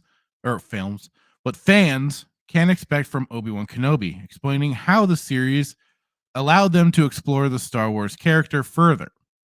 She said it was, quote, exciting, unquote, to take on this type of story and likened it to two major comic book movies, though she noted that the tone isn't the same as theirs.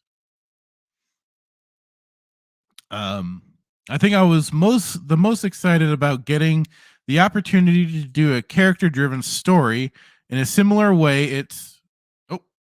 We did hit over the hour 20 mark, so Jay Hitman will be right back.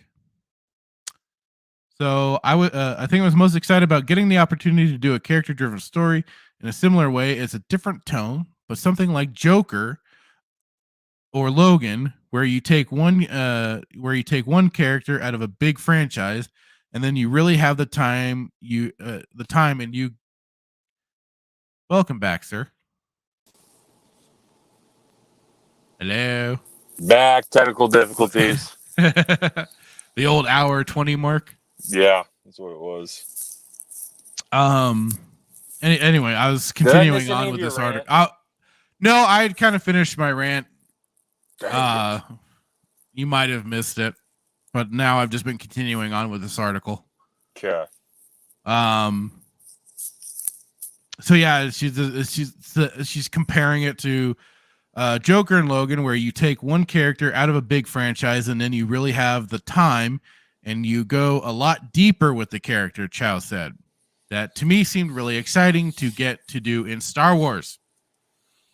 How many EU books do we have going into deeper character? I mean, there's a plethora of them. Joker and Logan are not the only two comparisons to have been drawn. Chow previously revealed that she was influenced by gritty poetic westerns such as 2007's The Assassination of Jesse James and 2005's The Proposition. She also gave a nod to world-renowned director Akira Kurosawa, whose work greatly inspired Star Wars as we know it. Obi-Wan Kenobi picks up 10 years after Revenge of the Sith, Ewan McGregor returning to his Star Wars role alongside Hayden Christensen for the first time in 17 years. The actor admitted he was slightly out of practice when he approached the role again, and that he initially struggled to find his character's voice because it had been so long. Obi-Wan Kenobi will premiere, blah, blah, blah. Okay, so that was basically that whole article. Yeah. I mean, I just find it interesting that, I just, like it said, it's biased. She's top 7 people I can't stand. So it's probably not fair for me to say anything. about her, but I just don't. It's just stupid. I don't understand it.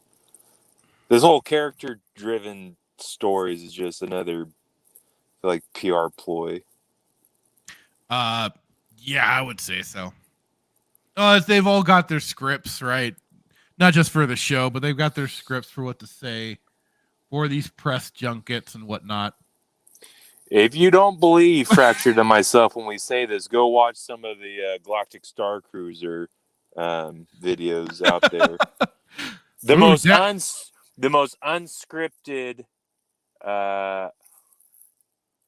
Oh, there is this maybe deep by Jaden Smith. Yeah, that's one of the. He's shouting out a bit. Yeah, LO deeper than as hell is deep in the Star Wars last 10 years. Bunch of laughy face, and then she's off her meds clearly. Maybe deep by Jaden Smith logic. Oof. Oof. And whoops. Chirping over we there. Got you, dude.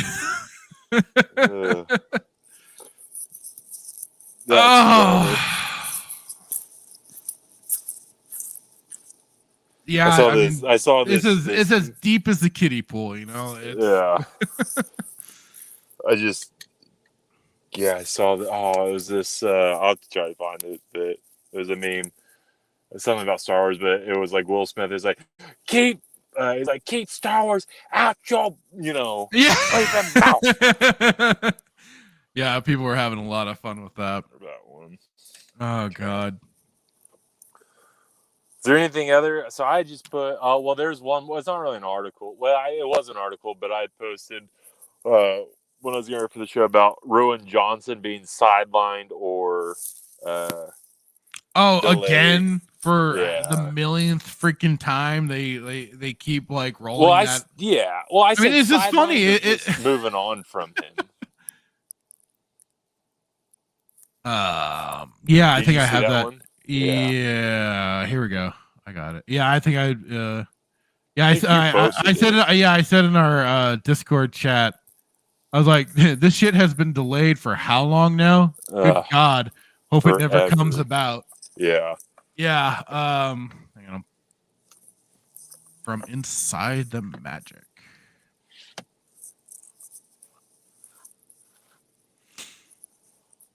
So yeah, Rowan Johnson's dreaded trilogy is officially delayed.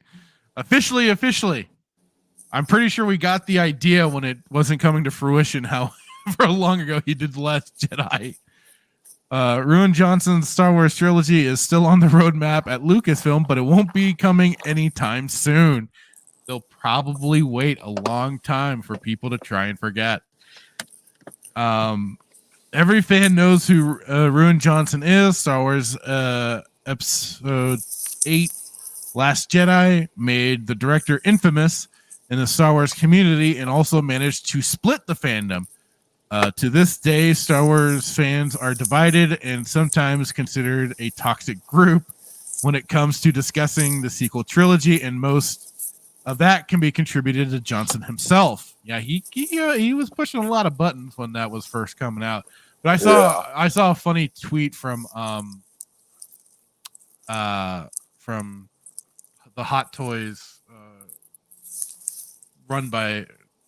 owned by Az from Heel versus Babysitters. He basically said that, there's the two camps of that is people that hate The Last Jedi and then the people that pretend to like The Last Jedi. Right. And I thought that was pretty apt. Yeah. So after his brutal treatment of Mark Hamill's Luke Skywalker, fans were shocked at how Johnson ruined the iconic character and made him almost useless. You know what? Yes, he did. And for a time, I was on that side where Hamill was like, this isn't my Luke Skywalker, this is Jake Skywalker. And he started the whole thing of not my Skywalker. But you know what?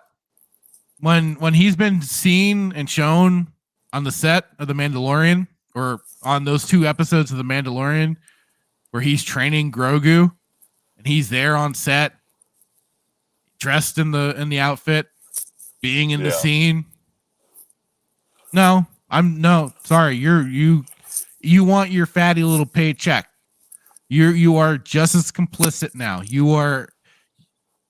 Was he saying anything about that? About how Luke was still pushing with the old Jedi ways that destroyed them? No. Was he not telling them, hey, did you guys watch did you watch the movies? Did you see how Luke, yes, had his attachments, but it worked out for the best? No. Nothing. Not a peep. Where is that? So, while he might have made his little bit of noise then, I'm not seeing it now. Yeah. Either he's seen the green and he's like, what, screw this, or the mouse finally got the muzzle on him. One of the two. Or he is just full on 100% on board with this bullshit. I think I think he's just the money. You got to pay it. Like a lot of people, open airlocks talked about Hayden Christensen and Ewan McGregor selling the fandom up the river. Well, I think you could throw Mark Hamill in that too. Right. While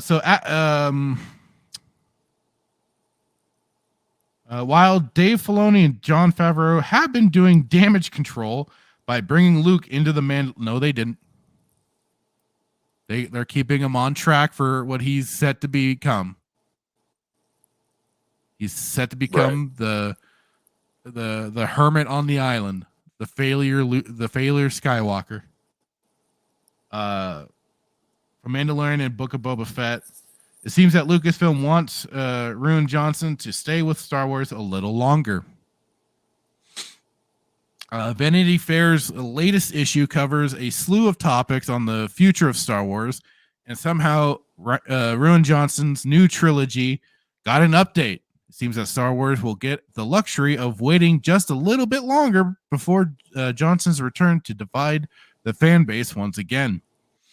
And the trilogy from The Last Jedi's Rian Johnson that was announced 5 years ago, backburnered. Rian has been unbelievably busy with Knives Out and the deal that he made at Netflix for multiple movies. But he's clearly not giving too much of a shit about Star Wars. No.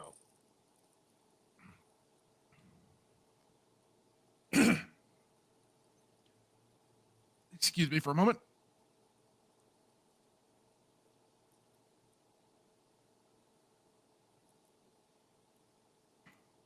Whew. Okay. You dying on me? A little bit. A little bit.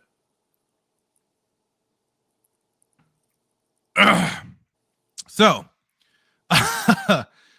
sadly, Kennedy avoids saying that the project is canceled, and that it seems that Johnson is entirely focused on Knives Out franchise.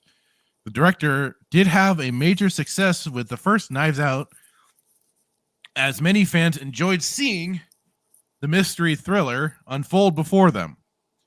Okay, I guess. I haven't watched it. I've only watched the long ass EFAP video of them breaking down that movie, and it wasn't pretty. Now there will be more spin-offs as Johnson partnered with Netflix, and fans will have a few more years before Johnson returns to Star Wars. At that point, Johnson may not have as much creative freedom or the ability to mess with the legacy characters. It's hard to say that his project will be about, but fans know that anything Star Wars with Rian Johnson is probably bad luck, and many fans will turn around and not give the project a second thought. Yeah, I'd say that's probably pretty true. For the moment, it seems fans will have to sit back and focus more on the new Disney Plus projects releasing soon, rather than wait for the next Star Wars movie to be released, which there's certainly been plenty of. But yeah, that's So do you think he got sidelined, or do you think he's just, because it says he's busy? Do you? I don't know. I mean, sure, I guess. I mean, he possibly is just busy with whatever else other projects. I mean, supposedly a lot of people like that Knives Out movie. It did well. So while he didn't do so hot with Star Wars, he has been praised for his other directing credits. Right. So he has an eye for certain things. It just also means he's one of those directors that kind of needs somebody to really kind of, whip him in line and keep him on a certain path, and maybe written by somebody else and not him, to avoid certain messy problems. Because what does your gut tell you? I could say there's probably I'm not true. trying to. Yeah. I guess I'm leaning on that could be very true. That he's got other projects, and considering the bad the bad press that came about from The Last Jedi, he might just want to lay low from Star Wars for a good while, for people to hopefully forget, and just do his other projects that he has. And I mean, if there's always a gig waiting for him there, he can return at any time. Why not do other stuff till then? Right. Instead of having to deal with that shit again. So I could see that being very plausible. I just wonder if he got sidelined, and they're saying that he's. Well, no, that's what that's very possible that he just got sidelined because of the press, and it's like, hey, we've got your gig waiting for you. You can do other stuff. We're just gonna kind of keep you off to the side until the heat dies down, essentially, until people completely forget. Yeah. So we're just gonna keep it on the sidelines until the heat dies down, but it's probably gonna be like indefinite.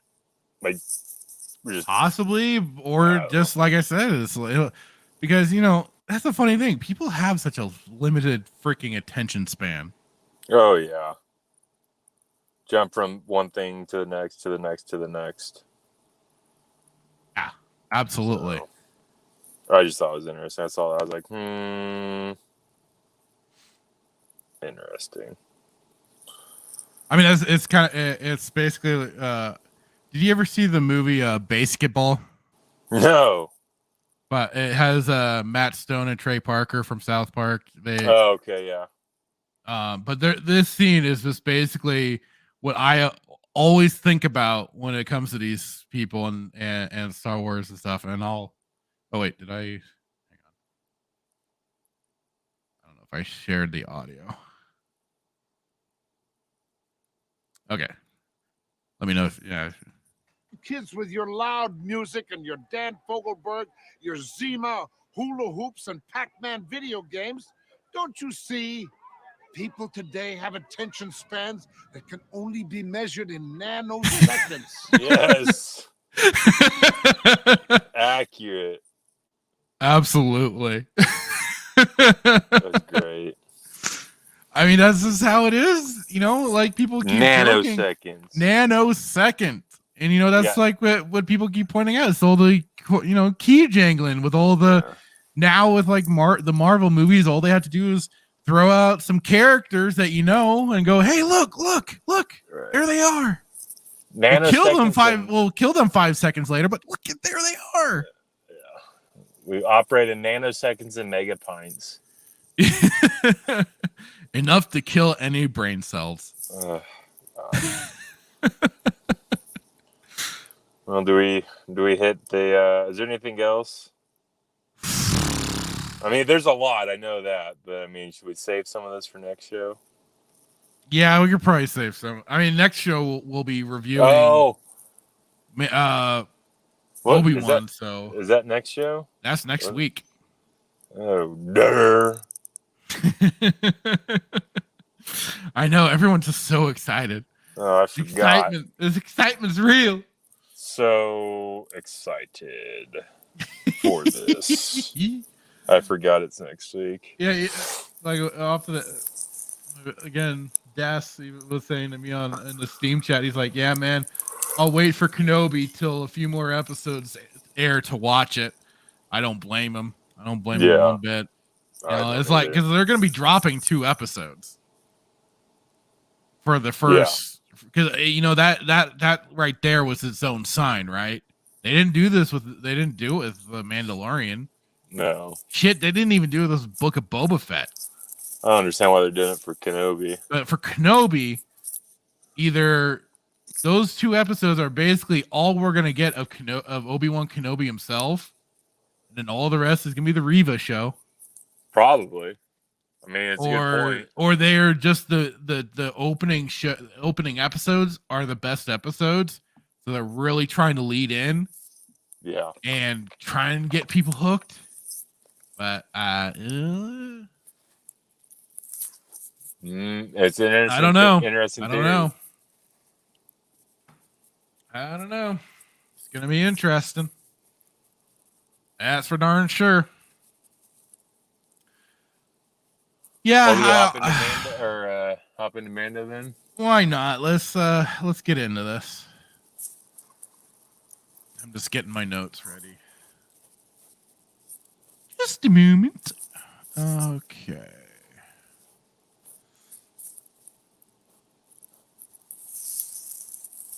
So yeah, we're on to chapter 14, the tragedy. This episode was a tragedy. All these. It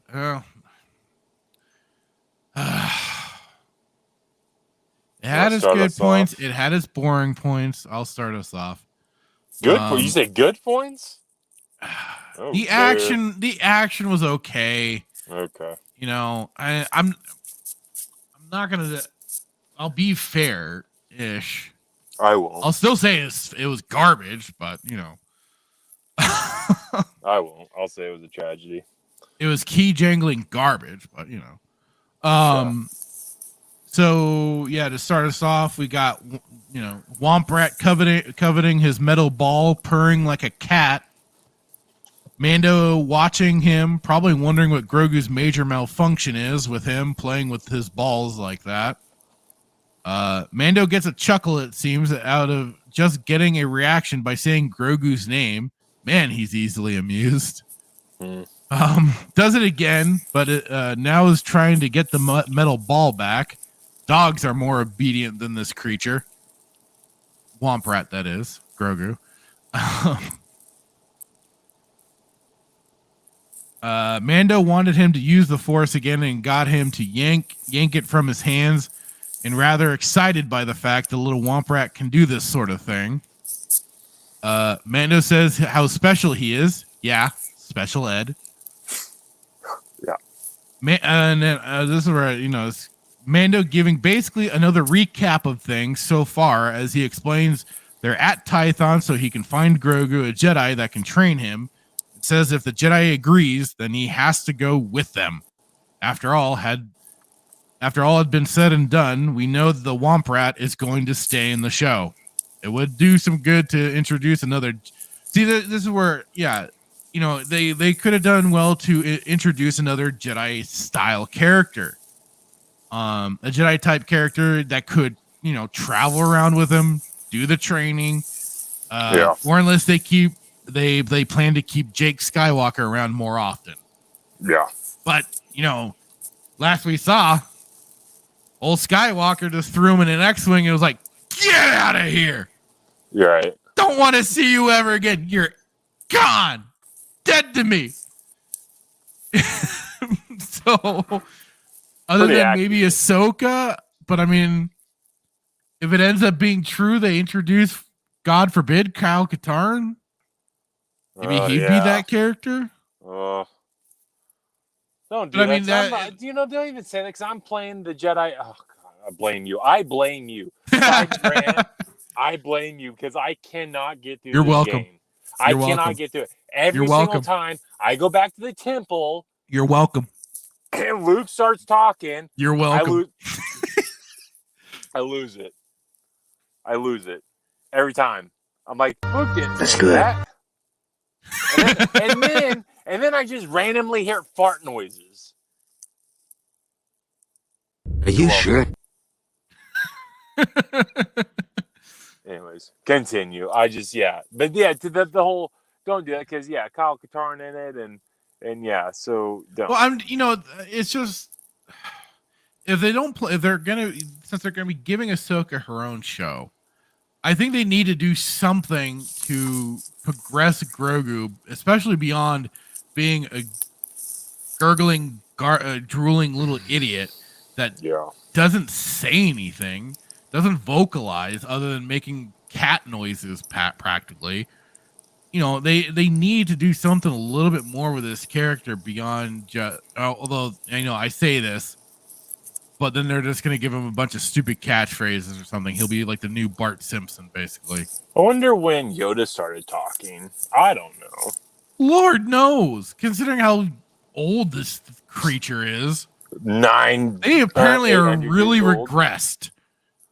They're like, they make sloths look fast. You're absolutely right. Anyway, continuing on. I said, so this is Disney's Tython, eh? Well, it's been a few thousand years or so since Sutor. It would change, I guess. Yeah. Mando quickly, at least, to find the magic stone they need to use so Womprat can send the call out for the Jedi to potentially quote here. And then they had to park a ways, it seems, as Mando is flying by jetpack to get them to the stone. Does he ever need fuel for that thing? Or does the jetpack run on magic? What do you think? Yeah, I think it's probably their new eco. Kind of one model. of those questions I was like, huh. Yeah. Oh man, I'm not even. Yeah. So the jet that scene, and then there's another scene later. You already know, huh? I do. Yeah. So yeah, and then kind of continuing on a little bit more. Mando asks, quote, "Does this look Jedi to you?" And I said, "Yeah, it looks hippie enough of a location. Should do the trick." Mando asking Womprat, a creature that doesn't vocalize, but he still asks, "So this is the Seeing Stone. Are you seeing anything yet, bro? Really?" Yeah. No, Mando, no control, just hippy dippy shit supposed to take place for him to activate the Seeing Stone. And I said, "It's a bird. It's a plane. No, it's Dad-Bod-Fett." Because it was the Slave One flying in. Oh, I'm sorry. The fire spray. How dare you? How dare I continue the evil of you insensitive bastard. Good. Let the hate flow through you. I said, then with that, Womprat finally activates the stone, and a barrier is created that bounces Mando off it as he tries to grab him. So I'll pass it off to you for your next bit of notes. Or for your notes. I put recap scene in space again. Grogu playing with his balls. Yeah, in space. I said Grogu playing with his balls again. Dad calls Grogu. Womprat responds. Dad gets all giddy. I want that whole little bit. There was something kind of funny about all that. Just how like excited he was. Yeah, he's like he was kind of like a giant. Boy. He was kind of like being a giant kid about it. Like he was really like, holy darn! You could really just yank that. I mean, he already saw him do it a couple of times. He's seen him do this. Yeah, but he just he got such a kick out of it. It's funny that they want to keep like taking off masks, taking off helmets of characters that traditionally keep them on. But with Mando, they kept very consistent. This is the one time they've maintained some consistency here of him always keeping that helmet on. But still at the same time, I'll give him this. He's been expressive. Yeah. Through both his voice, but also the actor who is actually there, the poor guy that's uncredited. Yeah. I'll pull it up really quick. Because good God, that guy deserves some freaking kudos for this shit. Other than when, they actually bring in Pedro Pascal to be there for the few scenes that he has been. But he gets top billing. So let me. Where is it? Oh, is it on the? It's not showing it on this one. Oh, probably because he actually takes his freaking helmet off in this episode. I went to the wrong one. I want to get the guy's name. I know it showed it. So yeah, Barry Lowen. Yeah. As the Mandalorian. And, you know, like it is. I give that dude some props. His acting, his physical acting for it has been good. To at least give that expression of the character through body language, because you know, like it is, we don't see his face, but he's done a great job. Yet you have these shows, like it is, like freaking Halo, where they've been from the get, they had Master Chief ripping his helmet off at every chance they got to see that mongoloid looking motherfucker. Ugh. You know, and then they had Tamara Morrison always taking off his helmet as Boba Fett. You know, I got it at first when he got his armor stolen. All right, fine, as stupid as that was. But, you know, then he just kind of kept taking the damn helmet off. And it's like, well, what's the freaking point? But, you know, and I haven't watched it, but I've heard the Dread movie is really good. Not the Sylvester Stallone one. The one they did the one they did a little while back. But no, I've heard a lot of praise for that movie, and then he keeps his helmet on the whole time. So, you know, there's signs that you can do it. This is sometimes these people are like either too scared, or it's the actors and their egos wanting their face always on screen, whatever. But you know, you gotta take some of these chances and keep these characters in their known attire, at least, instead of always. That's always been my beef with like the Spider-Man flicks, especially. He's always taking off his goddamn mask. No, keep it on. You're supposed to keep your secret identity. Try it for once. Yeah. I'm tired of the villains always finding out your dang identity. It's stupid. You can't. Yeah. Anyways. Please tell us how you really feel. I about covers it. Sorry, you can continue. No, I had my rant last week when you maliciously told me about the whales and Space Aladdin thwarting Thrawn. Whales in space. That's gonna be our new open line. So, let's see here. Dad playing Force Kids with Grogu, Womp Rat, thought he was in trouble, not really. And then I put Dad calls Grogu special, vows to get him to Tython, insert stupid baby noises. I can't with it. Is he a cat? Is he a child? Is he like know. What is? I don't know. Let's see. Opening scene, arrival to Tython. Oh joy! Mando spots magic. Joy. Yeah. Oh joy! Oh dear, where'd I go? Mando spots magic rock on Rock Planet from the atmosphere. That was cool.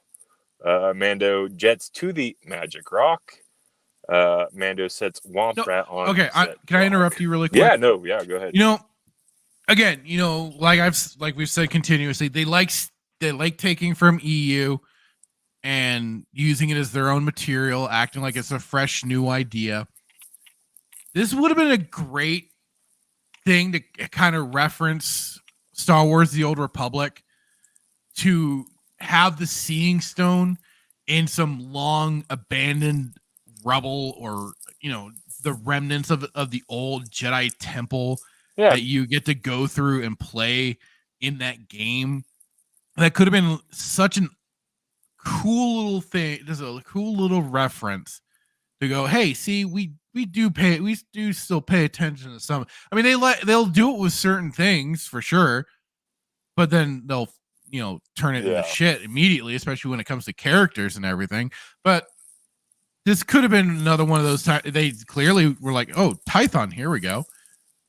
They could have very easily had done something like that.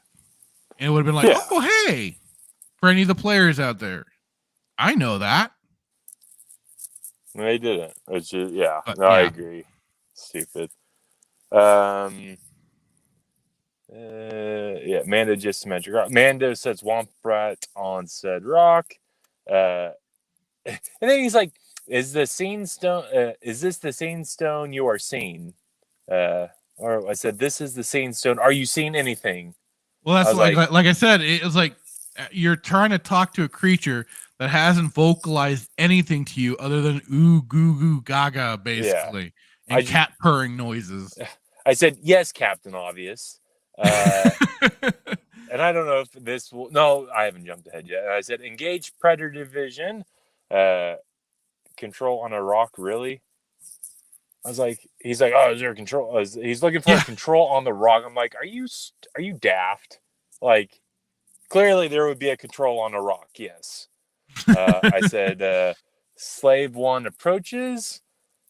Scene stone engaged. Mando tries to get Womp-Rat, gets knocked on his arse.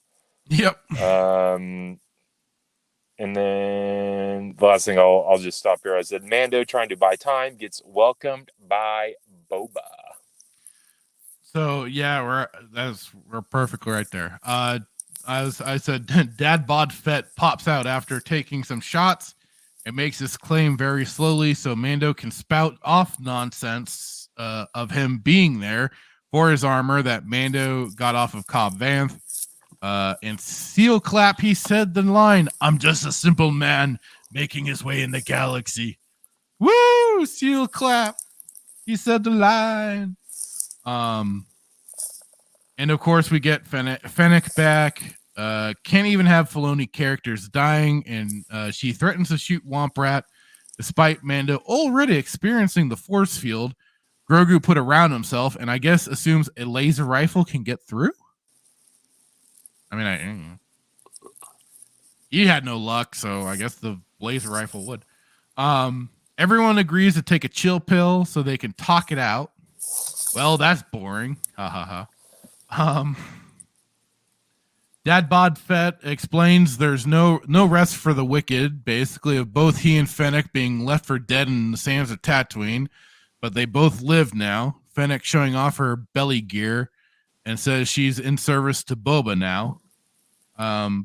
Dad-Bod-Fett explains the history of his armor again to Mando after Mando saying it belongs to the Mandalorians. And bruh, do you even creed the new Mandos?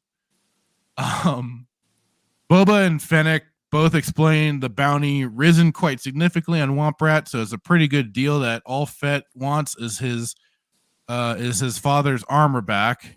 His father's armor back. Someone comes to crash the party.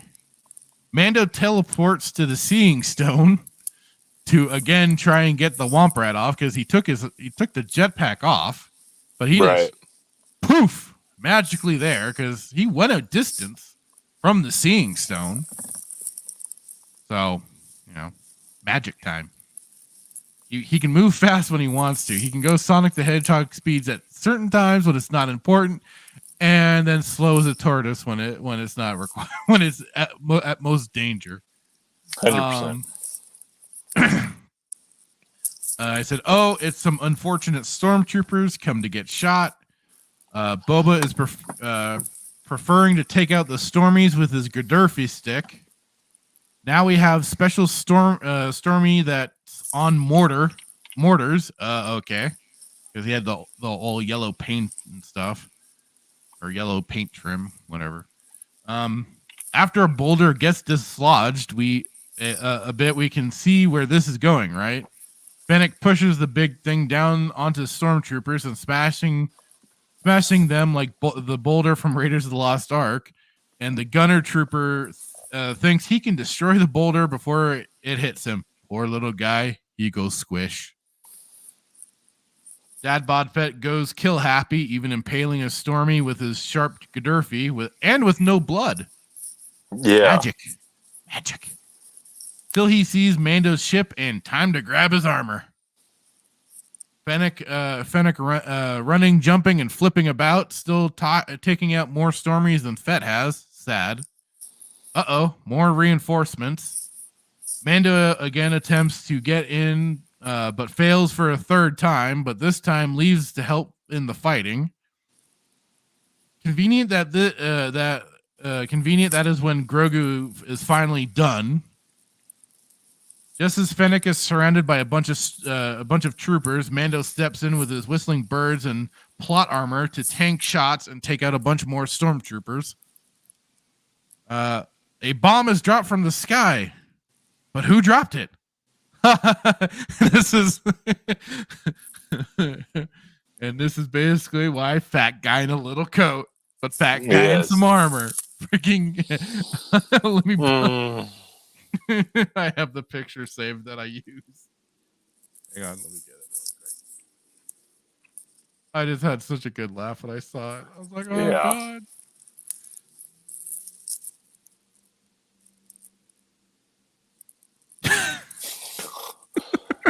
And then when he's moving throughout it, you're just like, dude, really?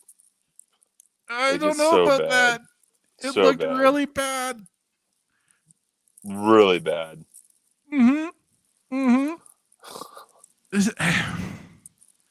Like I said earlier, it's great that they brought him in. He wanted to be Boba again. Cool.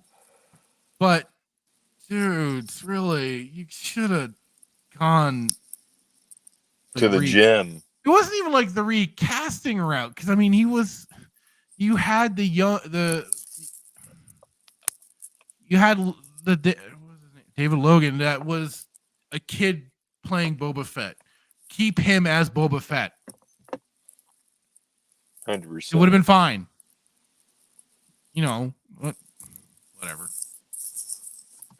I said, while he tries to save his dignity, killing a bunch of stormtroopers, this just isn't working for Tamara Morrison. Bruh, wait to play Rex or some remnant clone still out there. They really should have just brought Daniel Logan to fill his role as Boba Fett. Would have made much more sense. So it wasn't their comrades getting slaughtered, but two taking some knee rockets that made the stormtroopers say, "Okay, time to get the fuck out." With the knee rocket. Apparently, that's what was needed. You want to go in with your notes? Yeah, I couldn't stand the knee rocket. Okay, where was that? Hell's bells. I had a lot of notes. Hold on.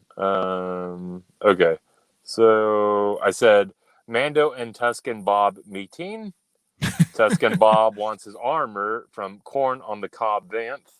Explanation of armor is given by Tusken Bob.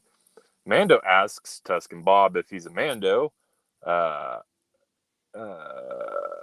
It said it's as I put. I said it's universe. Your dad said universe, not galaxy, guy. Mando inquires if Tusken Bob took the creed. Tusken Bob's pet Shand has sights set on Womprat. Mando threatens to take out everyone. Boy, that escalated quickly. I mean, it really got out of hand fast. I hope you caught that movie reference. If you don't, I'm going to slap you through this. I'm sorry at this moment. What? Anchorman. Oh, it's been a long time since I've watched that movie. He's like, boy, that escalated quickly. He's like, I mean, it really got out of hand. Okay, I'm sorry. Drinking beer after the. You would think I've seen the GIF around enough times. You think it would have connected with me, but no, it's. I'll just call it a senior moment. Okay, that's fine. Tusken Bob starts peace negotiations. Boba asks for armor in exchange his services to protect the Womprat and Mando, and they're all best friends. Imperial's on the hunt. I said Mando tries to get Womprat, not today. Shand having target practice with the stormtroopers that can't Yeah. shoot. Shyster Filoni. And this, guys, Tusken Bob is no Adyark, but is a Well, no, Tusken hey, question. they did hit Mando at least, right? They hit him. Yeah. I mean, just for plot armor effect, but they still hit him. Yeah. Very much plot Credit armor. where credit's due, man. Yeah. I said, oh, look, Filoni stormtroopers still can't shoot. Yeah, they still can't shoot. Yeah. Yes, the big gun will help you become more accurate. But mortars, really? Like, really? This I'm slowly losing my mind. I'm losing my mind here during this episode, seeing stupid Tusken Bob, who, you know, when you read the book, you realize like how hard it was and how rare it was for an outsider to become welcomed into by a Tusken tribe. Yes. If you question if I'm telling the truth or not, read the book. It was I'm drawing a blank. Help me. The Jedi. Sharad Het. Yeah. Yeah. But it was like, it wasn't like we're going to have a pillow fight with you. It was like it was very brutal, very hard. Yeah. Anyways, and then this part, man, I was like, Finnick's non-stomach muscles are really strong. Pushing that boulder, impressive, most impressive. I just like, really? Like, did you see the size of this boulder? And you see the size of like.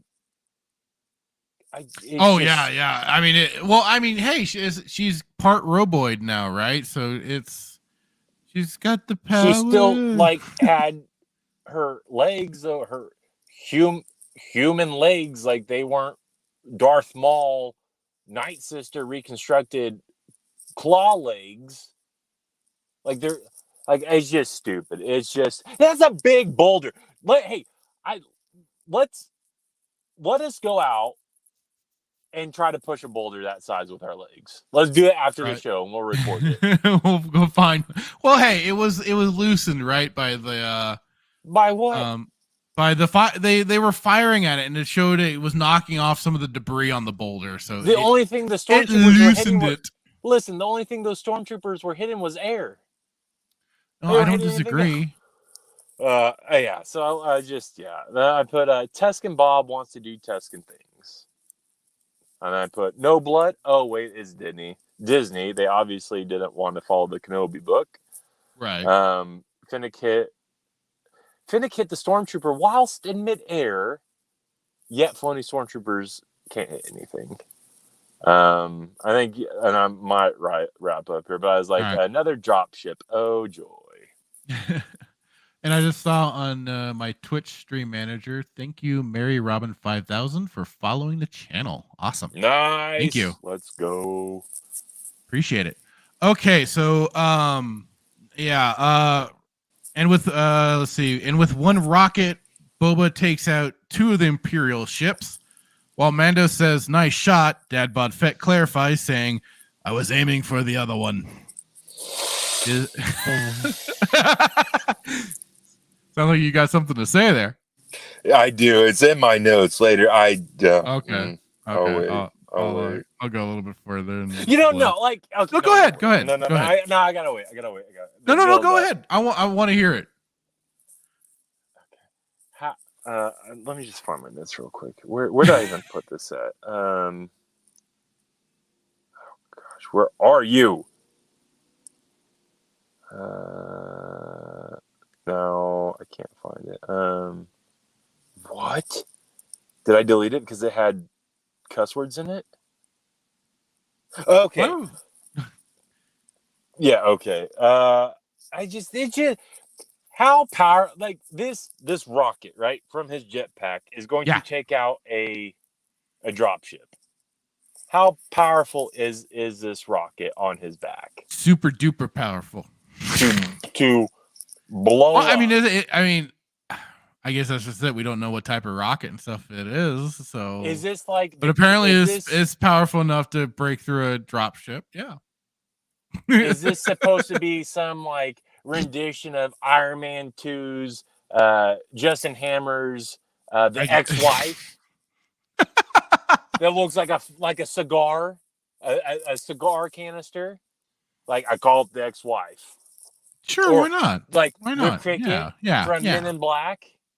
That's a bad example because the cricket was actually, it's pretty decent. Noisy cricket. But yeah, but like, it's so. Well, I mean, that was stupid. just it, right? It was like this tiny little gun, but it had such an explosive kick to it. That would make more sense. Damage. Call that the ex-wife. That would make more sense for those of you who have ex-wives. Like that's a perfect example of an ex-wife, right? Small but fierce, and annoying, and won't go away. Terrible. But it's a kids show. Gotta collect myself. I'm talking about ex-wives on this show. It's just so stupid, man. Like why? Like it makes no sense. Like, and again, you're like, well, we don't know what type of rocket it is. Okay, great, but did you see the size of that thing? Size matters. Don't quote Yoda to me. Size matters not.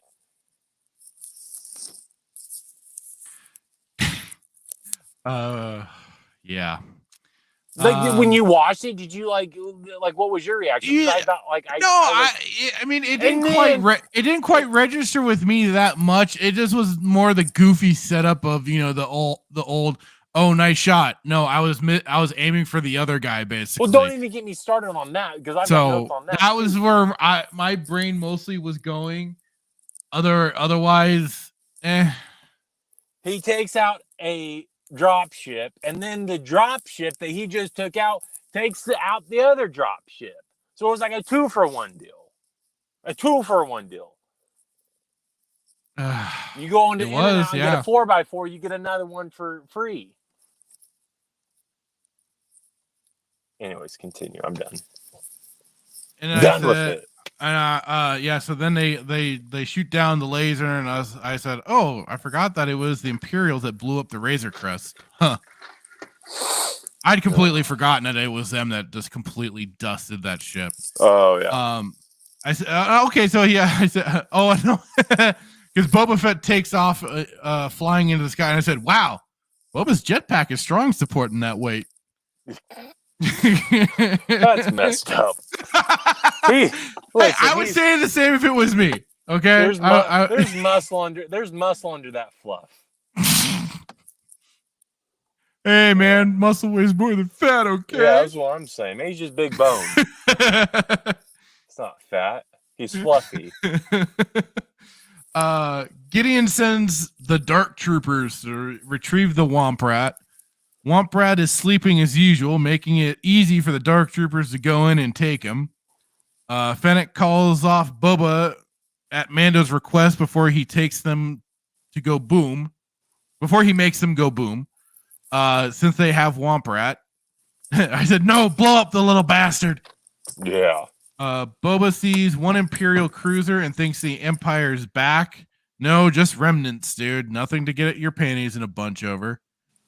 In all the debris, Womp Rat's little metal ball still survived the day, as well as the Beskar spear that was given to him. Boba shows off the quote chain code.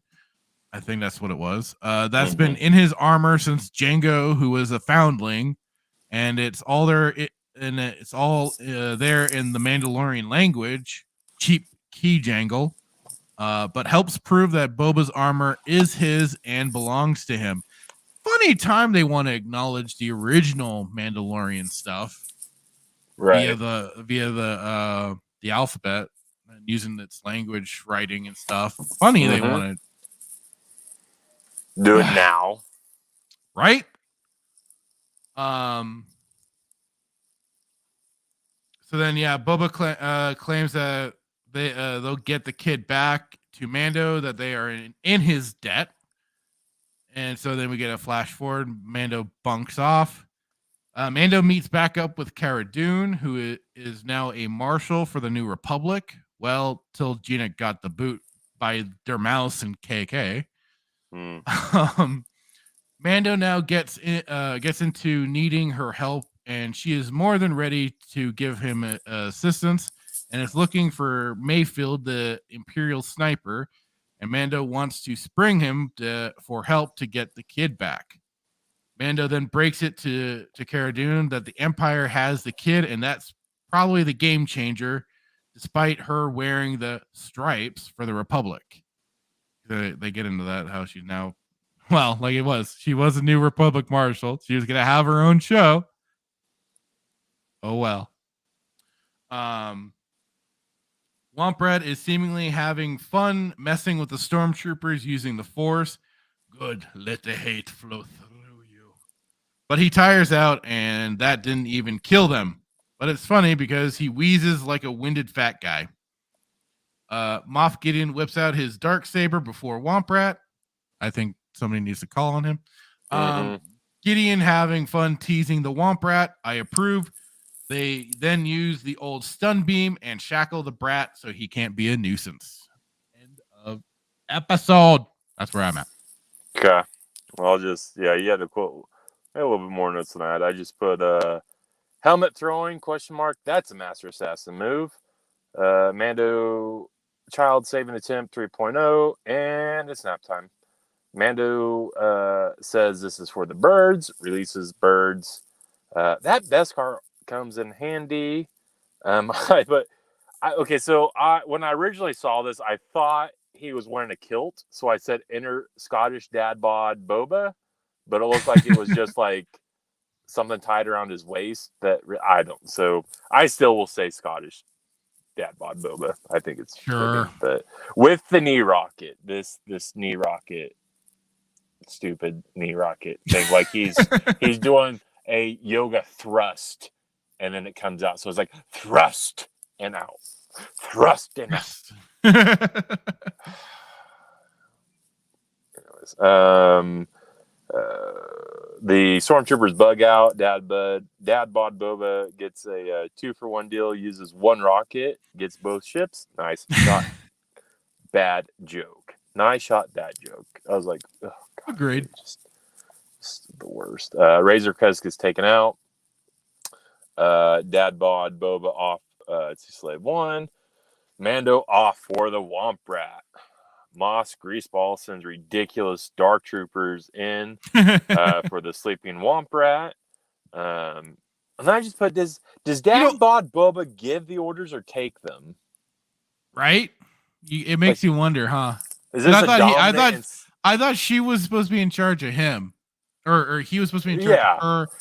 But well, I mean, the thing was, he was saying he was going to go in and do it, but it was on request of Mando that please don't shoot it. She was relaying that to him, so I'll clear that up. I just want to know: is this like some weird dominant submissive relationship between the two of them? I don't know. Yes, probably. We'll go with that. Let's go with it. And then I laughed when I wrote. Sometimes I say things that just crack me up, and I think I'm very, very funny. But I was like, guess who's back? Back again. The Empire's back. Tell a friend. Boy. When I watched, I just immediately thought Eminem. I watched. It could have been because I was incredibly tired from this week at work, or I'm just funny. So I told myself it's just I'm funny, and I was just laughing because I thought it was great. Insert somber music. I was like, out of all the rubble, you have found the Womp Rat's ball and the Beskar steel. Out of all, just everything. Yeah, that was quite the quick find, wasn't it? Very quick. I thought it was very interesting. We got the chain code explanation. Deal quite not fulfilled. Dad-Bod softening up. Get it? You see what it? Dad-Bod fluff softening. See, again, I thought I was laughing when I was like, that's gold. Mando needs help from doing the dude getter, locating and breaking out Mayfield. Doing the dude getter against getting the dude? ? And then an ending, I just put, for those of us that are Sith and not Rebel scum Jedi pieces of lie. Good, give it to your hate. I mean, he kept looking like he wanted to force choke those poor stormtroopers. I'm just but thinking, didn't like, quite have it in him, did he? You know, yeah, and I was just thinking, I was like, I thought he was willing to choke Cara Dune. Yeah, I was like, last time I thought force choke was a dark side, power. But then again, Jedi Outcast, you can force choke, and Jedi Academy you can force choke too. But yeah, I thought it was very, very funny. I was hoping that they were gonna kill the little bastard though with the stun gun. Oh, you were hoping for the stars, weren't you? I was like, please just end it. Because again, I haven't watched. That's their moneymaker. They can't end it. Well, listen, I was hoping. I hadn't watched season 2 for a while, but I was like, yes. Look at what they did in Book of Boba Fett just to get the two of them back together. Yeah, I was like the two greatest moments of all time, and I hate Mothball or Moth Greaseball, both the actor that portrays him and his character, but two of the greatest moments in this whole season 1 and 2 was one, the impromptu hitting of the animatronic, and where the scout trooper hits Grogu twice. That was the greatest one because it was impromptu. It wasn't like off the cuff. And hello there. Right. Late to the party. Who is this? This guy coming in at the 12th hour. We're in the 12th hour. Wrong. Listen, here in the 12th hour, and you show up. Okay. I can just leave then. Bye. So excited you're here. We're wrapping up. I guess. What news did I miss? I didn't listen. Oh, everything. Kathleen Kennedy talking out her ass again. Oh yeah, I hated that whole Solo thing. Oh, I hate it so much. She's wrong.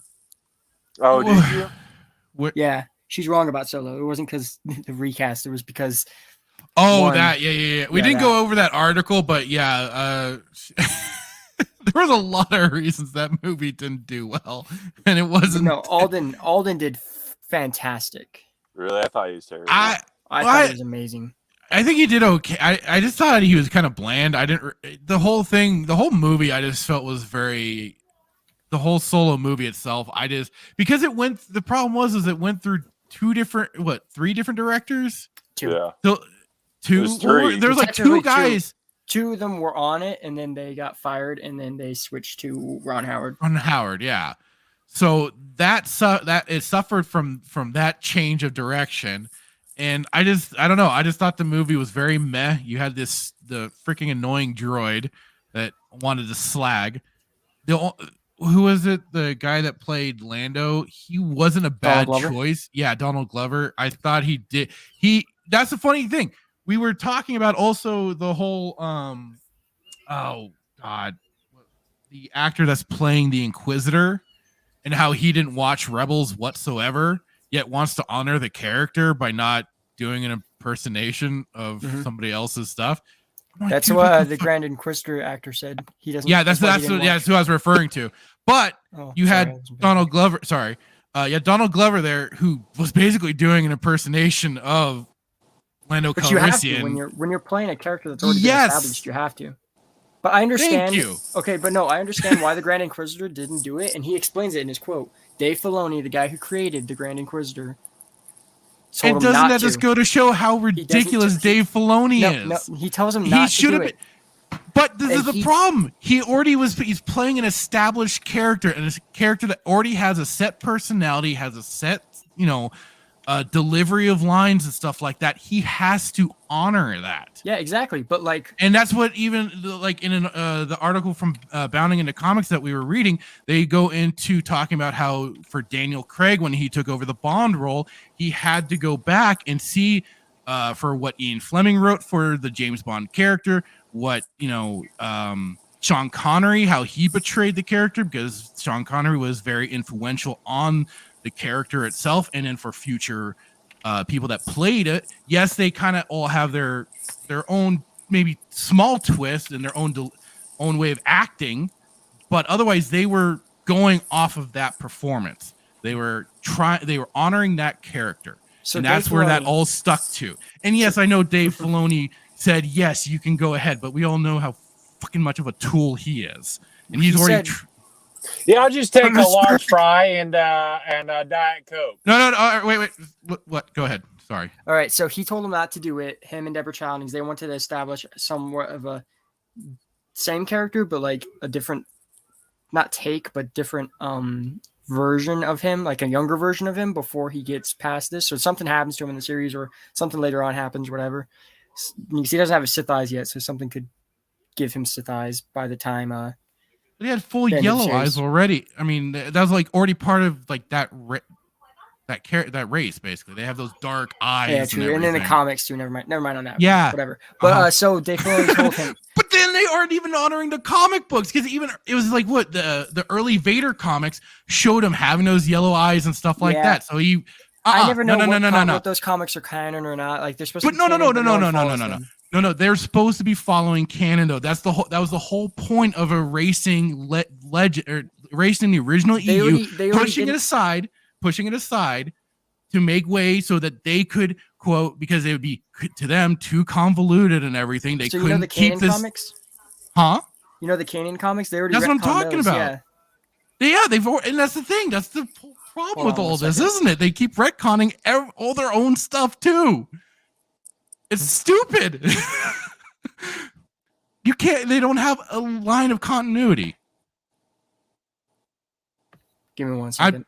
Okay. It's just. I'm. Hitman, you're being awfully quiet over there.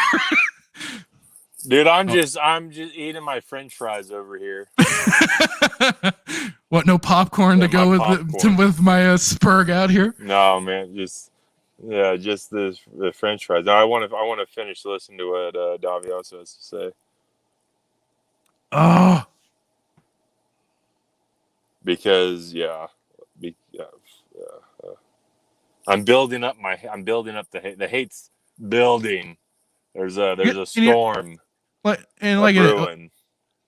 My buddy Das, who jumped in, he's been more than friendly towards a lot of the Disney stuff, much more than I have ever been. And like he even points out, he had agreed with us on the whole Rupert Friend. Agreed about Rupert Friend, really disappointed. They went. Oh, sorry, I shouldn't read out loud. I put this out on as audio too, so reading out some of this stuff is okay. Okay. Yeah. Because I read this earlier. Jazz, who jumped in, he's like, really disappointed they went this route and didn't even bother with Jason Isaacs, who instead I'm pissed about that, because that would have been. Perfect. I'm fine. I'm fine with the characters not looking exactly, but you should at least get some of them close to a look. Yeah. But then also, listen, I would have rather had the egghead. Listen, I'm going to interject here. I would much rather have the egghead Inquisitor that you sent me than the way that this guy looks in the Kenobi in the show. He looks better in the show. I think. Not compared to the show, not compared to Rebels, but like he looks better than like the first appearance we saw him in. The first one he had like the first trailer. Yeah.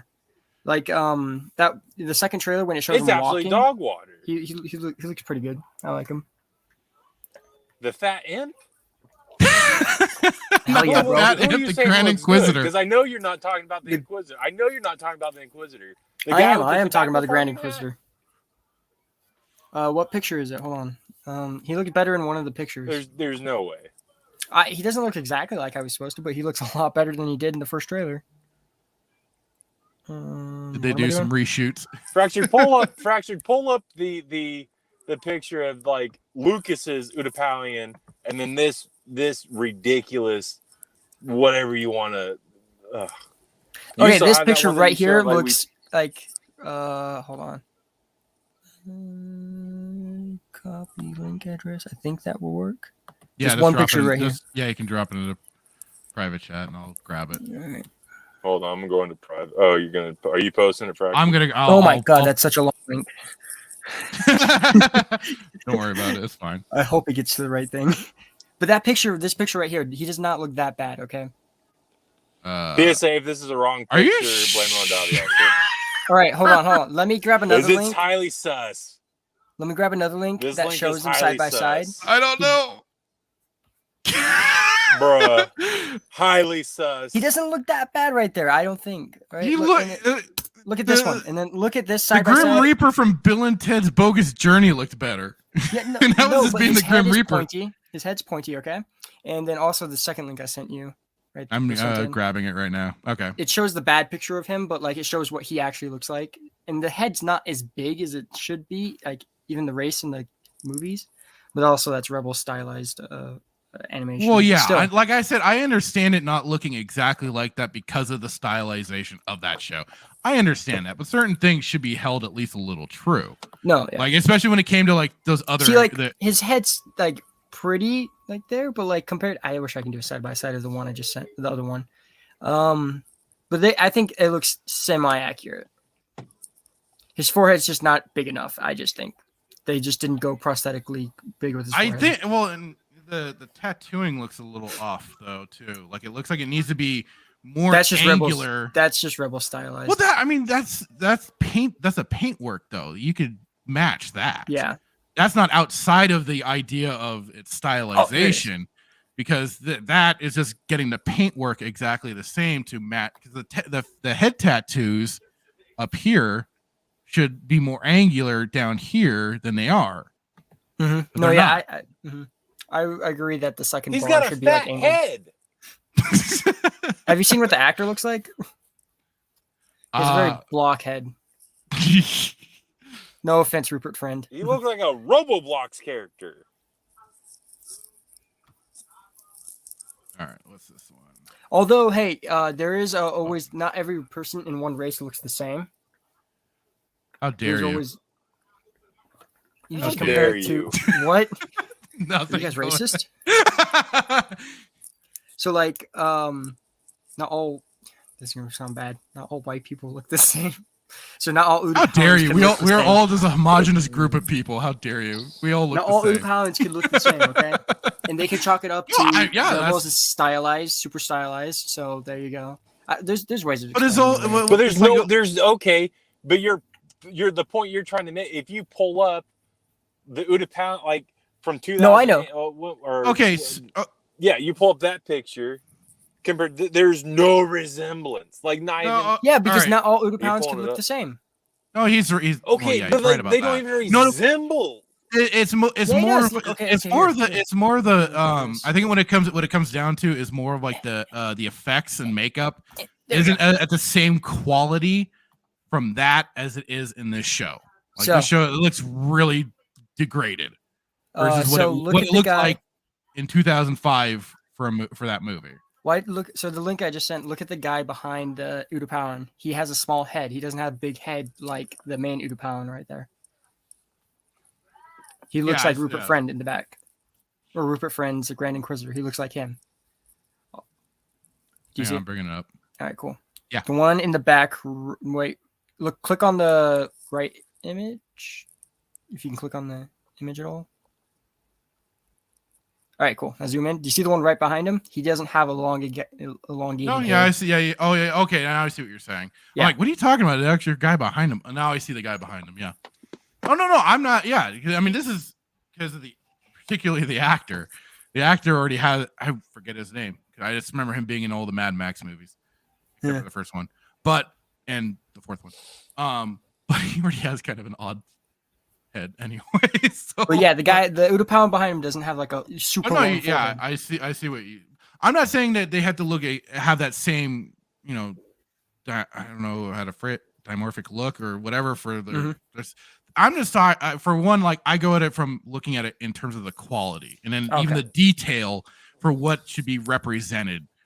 Because like you see a lot more finer details on his face for the markings and everything in this picture here versus what he looks so smoothed out on the regular face. He does, yeah. All the lines and stuff all the detail is still all over his head, and everything else. Okay, the markings, like I said, should be a little more angular, but in that first picture you did send, I can kind of see it looks a little more like it should, but it's still when you see his face, and maybe I mean, from when you see his face, all the lines and stuff, all the extra detail is still just on his dome.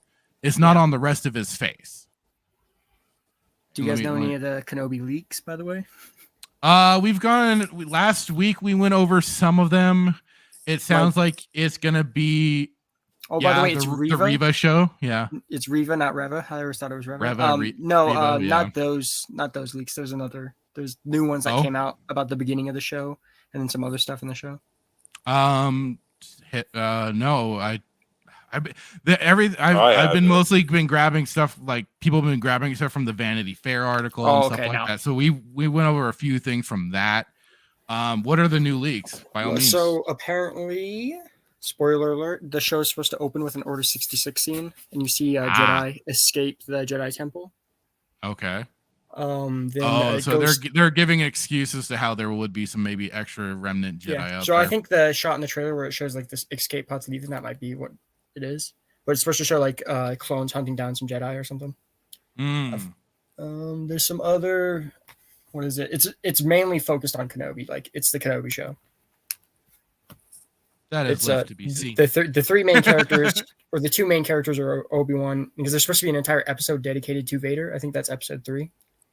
So it's going to be, you're going to go with Obi-Wan in the first 2 episodes, and then the 3rd episode you switch and you go to the Imperial point of view, and you see Vader getting suited up and everything. Hayden's in the suit for a lot of the time. It's him acting. Yeah, I've heard that. I've heard, which I think is cool, really cool. The big question that I've had about that though is they seem to like taking helmets off of people quite a bit. Well, are they going to actually let him act this out? I mean, if so, kudos to them. Put him in a Bacta tank. Like, have you seen Star Wars Theory's Vader fan film? I remember catching some of the early bits, but I never saw the full thing. No. There's a scene where he's like hanging there, getting like scraped off and stuff, or getting put together, and they show Vader like in agony and pain and stuff. Oh, okay. And you just see him like that, or like in his hyper chamber, or whatever it is. In his Bacta tank. That too. But like the chambers that they've shown him in like Empire Strikes Back and stuff, when he's in that sort of thing. They might. I know that there was a leak way like last year about his the set for Vader. One of the sets is his Bacta tank. They built it and everything. So I think they're going to go with the Rogue One version, and his silence chamber or whatever it is. Oh, on Mustafar? Yeah. Because that's where the Inquisitor's places.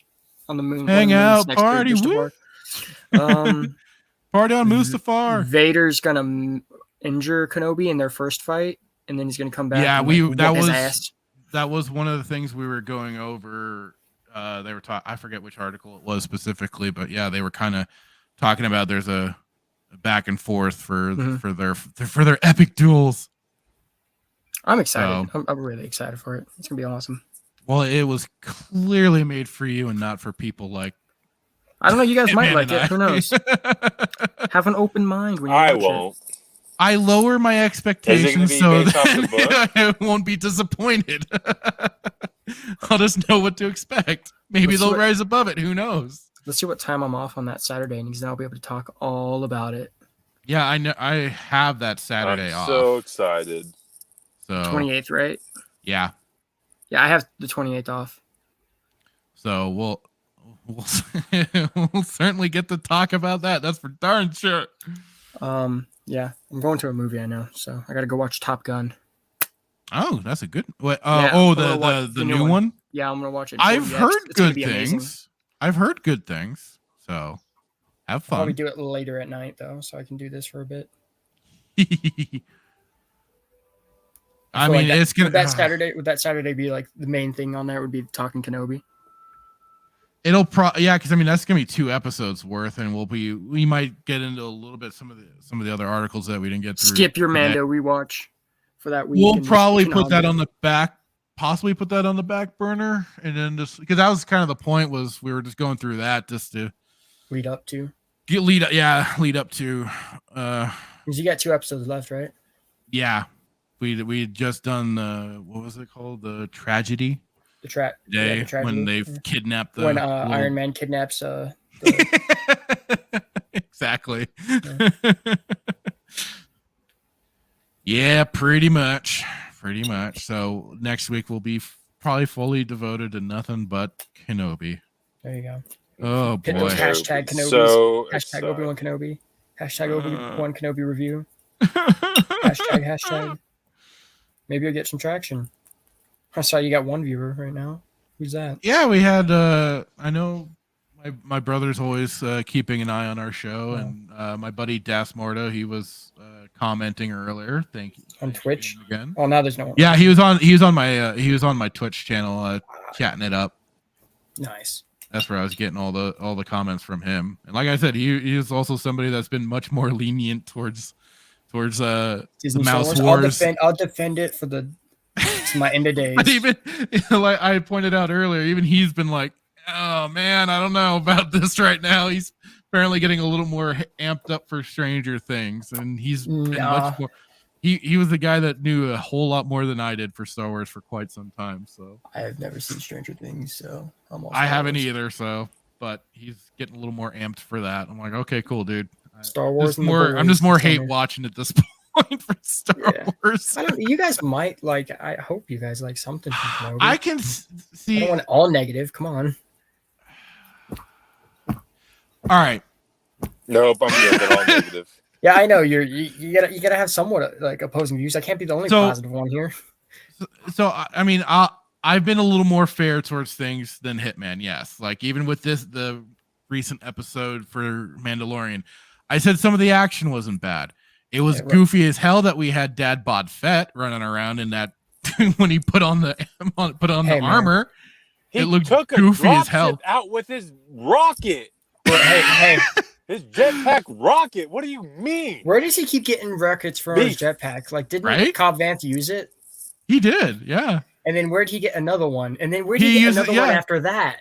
Well, and then I'm wondering where Mando gets fuel for his jetpack, because he keeps flying around in the damn thing and he never seems to refuel it. It's the eco-friendly version. It's not like solar powered? What are you talking about? Oh, maybe that's it. I'm just wrong. I think of the old ways. No, the rocket's a big question there, yeah. but yeah, I was a little more fair on that aspect of some of the action looking okay in this. It was, you had Fennec running, jumping, skipping around, and doing her thing. But there was also moving a boulder. Dislodging a boulder. The boulder got dislodged after they were firing at it with the mortar and stuff too, and the big rifle gun that they had, the mounted gun that the idiot was staying at, firing at the giant boulder, thinking he could destroy it in time before it made him go squish. Be right back real quick. No problem. So,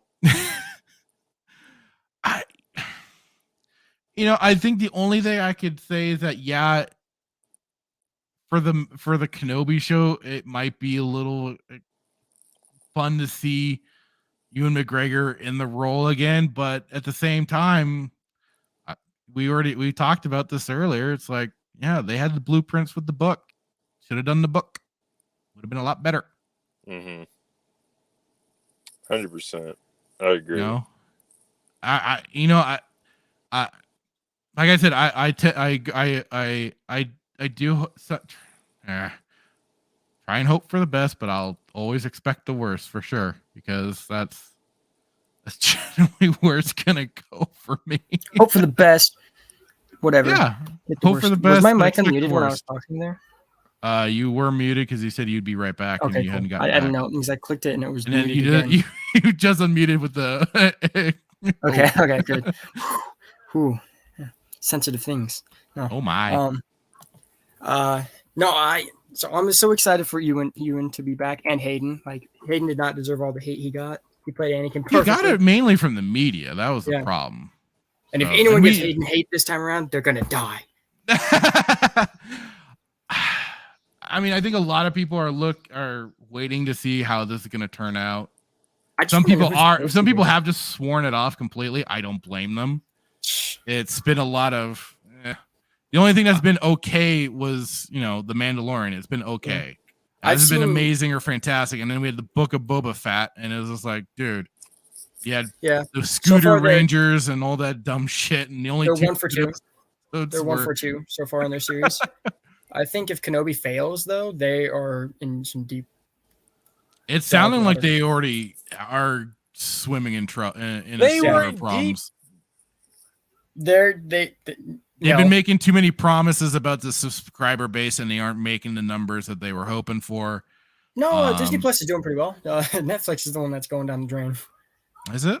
I thought I was hearing it was Disney Plus that wasn't making quite the same numbers as they were hoping for. Probably, I don't know about that, but I just know Netflix is going down the drain. Last I heard that Disney Plus was doing fairly well. HBO Max might be doing the best right now, I think, just because they're doing the whole movie release thing too, but which is also because it helps their, but also destroys the box office, which is that's where they got to kind of find that balance a little more of doing the movie release for theaters. They should do what Disney Plus does, like 45 or 90 days. Yeah, but then I mean, some people, if they're patient enough, they'll go, I'll wait for it on streaming. Yeah, so it's still a fact. I mean, I don't know where you go with it. That's the problem, because you're trying to do two different things. You can make money in theaters, like Spider-Man. But it did at the same time. I mean, that was also on the expectations of they were gonna see.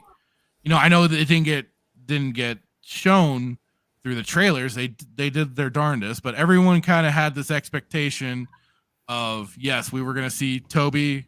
Exactly. And see Andrew Garfield, and that was this biggest draw. And then once people actually saw it, the word of mouth is what really helped. Yeah.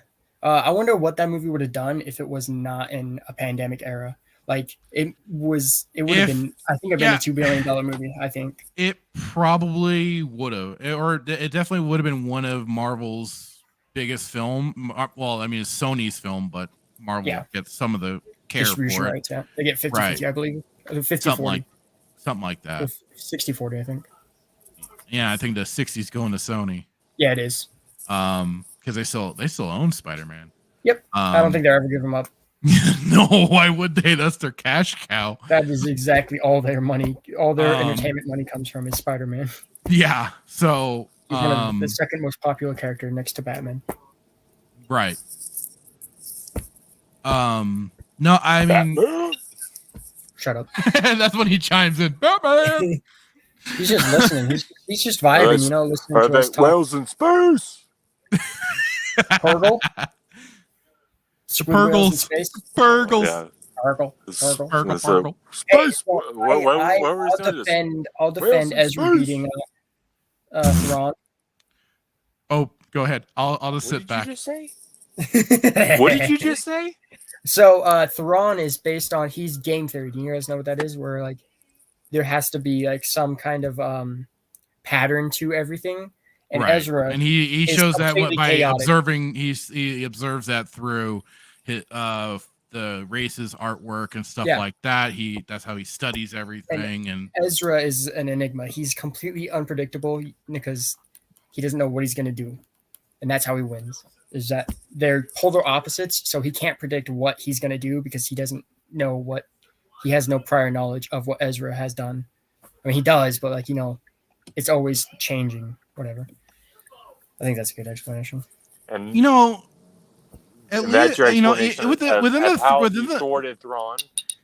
the Thrawn books, though, at least there was more elements going on than just one plucky little street urchin kid. Thrawn was up against the rebel. Thrawn was up against the Rebel Alliance for one. He also was having to contend with the with someone like Luke Skywalker and then also a bit of an unknown element of what was going to happen with the Nogri and their alliances with him. Who defeated him in the comics? Huh? Who defeated him in the comics? I mean, not comics. I mean the books. Sorry. It was kind of his bit of his own hubris. His own. It was a bit of his own downfall because also it was. That's how it was in Rebels. It was him still using the old Empire's rules of the way he subjugated the Nogri race, keeping them under his control until the Lady Vader. Lady Vader came into that was Princess Leia because the Nogri were taken in by Darth Vader, and that was he kind of had his thumb on them. but they kind of worshipped him, and then by proxy, his offspring, once they realized who Luke and Leia were.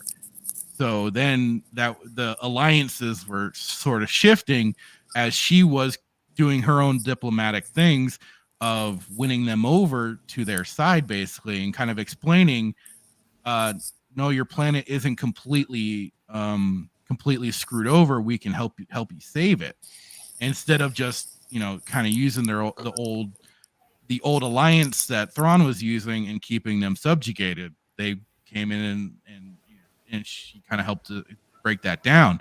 And then you had the mercenary smuggler Talon Card.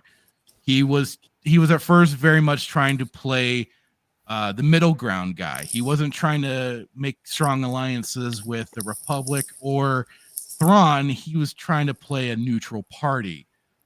But after some misgivings between him and Thrawn, even he was getting to a point that he had to finally take a side.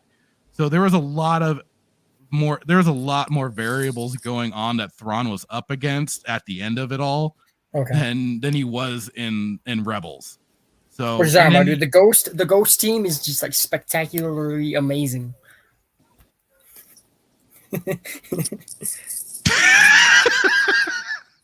I just went for a hit. For having a Kyle Katarn ripoff and a Jan Orge ripoff. I mean, yeah, they're gonna be great, but they're not the ripoff. They're not the original. Oh, and Starkiller too. Don't forget him, because Ahsoka's basically Starkiller. I don't like that idea. Not one bit. No. I didn't even like at all. You know what? I'm not even a big fan of the whole the Star Killer. What was it? Jedi. Oh, what was that game called? Force Unleashed. Force Unleashed. Thank you. Yes. You didn't like those games? What? I wasn't Vader a big fan. unknowingly created the Rebel Alliance, or was it Anakin and him the whole time? Who knows? It could have been Anakin the whole time trying to come out, but you don't know. You do know, but you don't know. I see. That's another thing where they haven't really played up the whole kind of split personality very well, though, to make that viable.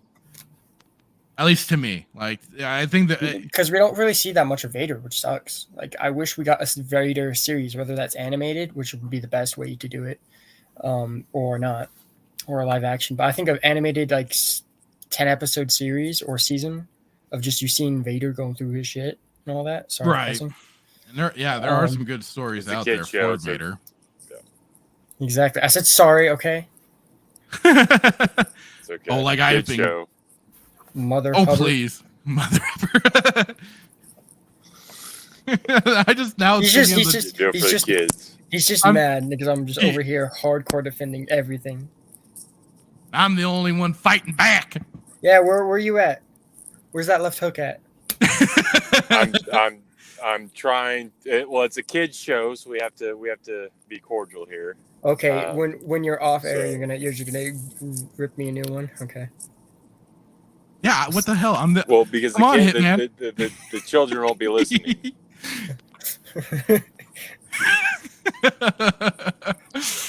I just go ahead. I don't even know where to start with you. No. I don't even know where to start with just you. Go. Just let it out. Let it out. Come on. Let it flow. Just let it flow. Let your anger. I can't do a Republican voice right now. It's hate. Let your hate flow through you. Did you ever read the Thrawn books, though? Davyaso? Oh no, I don't like reading books, guys. Oh, listen to the audiobooks. I'm horrible with books too. Go for the audiobooks. They're awesome. I'll try and get you copies. All right, cool. If that's possible, that'd be nice. I'm sure it is. I just bought a lightsaber, a 3D printed lightsaber to build. So that's gonna be fun. Ooh. And guess whose lightsaber it is? Oh God, it better be a good one, or I'm gonna really rip you. Better be Malgus. Well, if you say Ezra or you're gonna say it's Ahsoka's, isn't it? It's Ahsoka's. No. You can't guess who it is just by looking at my profile picture. It's Anakin's, guys. Come on, God. I thought you would have gone for something completely gay, so I was just going with. It's a kid show. It's a kid show. Blaster lightsaber. I don't give a fuck. What were we talking Okay, about last show? Anakin's a good choice. Oh no, it's not Anakin's anymore, is it? No, it's Rey's. It's Rey. No. It's Rey Palpatine's. It's Rey Palpatine's lightsaber. No, she got rid of it. Remember? No, but it became Rey's lightsaber. No, she didn't. Turn Don't you into remember? her It became lightsaber? her. It became her lightsaber. It did. It did. When? When it was for Last Jedi, they started renaming it instead of Luke's lightsaber or Anakin's lightsaber. They started calling it Rey's lightsaber. I mean, like she got rid of it. She didn't use it in.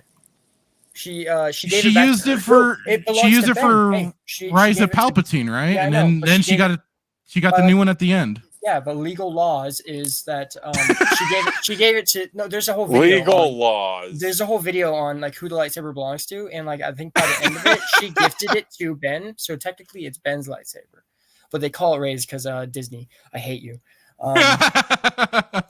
No, yeah, that's the one thing I won't defend. That's the line. All I'm hearing is that it's Rey's lightsaber. That's all I'm hearing. Last person to use it was Ben, so I count it as if. Wait, I thought didn't it break in Rise of Palpatine? No, it broke. It broke in half, or did they repair it? It broke. Yeah, it broke in Last Jedi, and then they put it back together. That's true. Oh God, I forgot. Hey, it's Anakin's lightsaber. They soldered it together. It's Anakin's lightsaber without a doubt, because he created it. So, I mean, you spelled Rey wrong. It would have been true. Who spelled Rey wrong? Oh, you mean I pronounced Rey wrong? You spelled it. Spelled it. You spelled it. You vocalized it incorrectly. I think Finn should have been the main character. No, Anakin's lightsaber is a good choice. I've never been too much of a fan of that particular lightsaber myself. I think Star Killers is my favorite. But no one has it. And also, if I'm going to cosplay as Anakin, I need his lightsaber. I'm going to Salt Lake Comic-Con. Oh, look at you. Yeah, I'm going to go meet Stephen Amell. Haha. Neat. I've always been more of a fan, though, of Obi-Wan's Episode 3 lightsaber and then Luke's Episode 6 lightsaber. My two faves right there. I like Kanan's. How it comes apart. I like it. Oh, can we talk about like Sheev's lightsaber? Isn't that your favorite, Hitman? Yeah, Sheev's. Oh, yeah, I love Palpatine's lightsaber. Is it all gold, right? Katarn's is probably. It's like a. Huh? Yeah, I was gonna say Katarn's is a good lightsaber as well. You know, you could buy a 3D printed Lego Star Wars lightsaber, so it's just like the Lego thing, and it's like life size. I really want to get one. It'd be cool.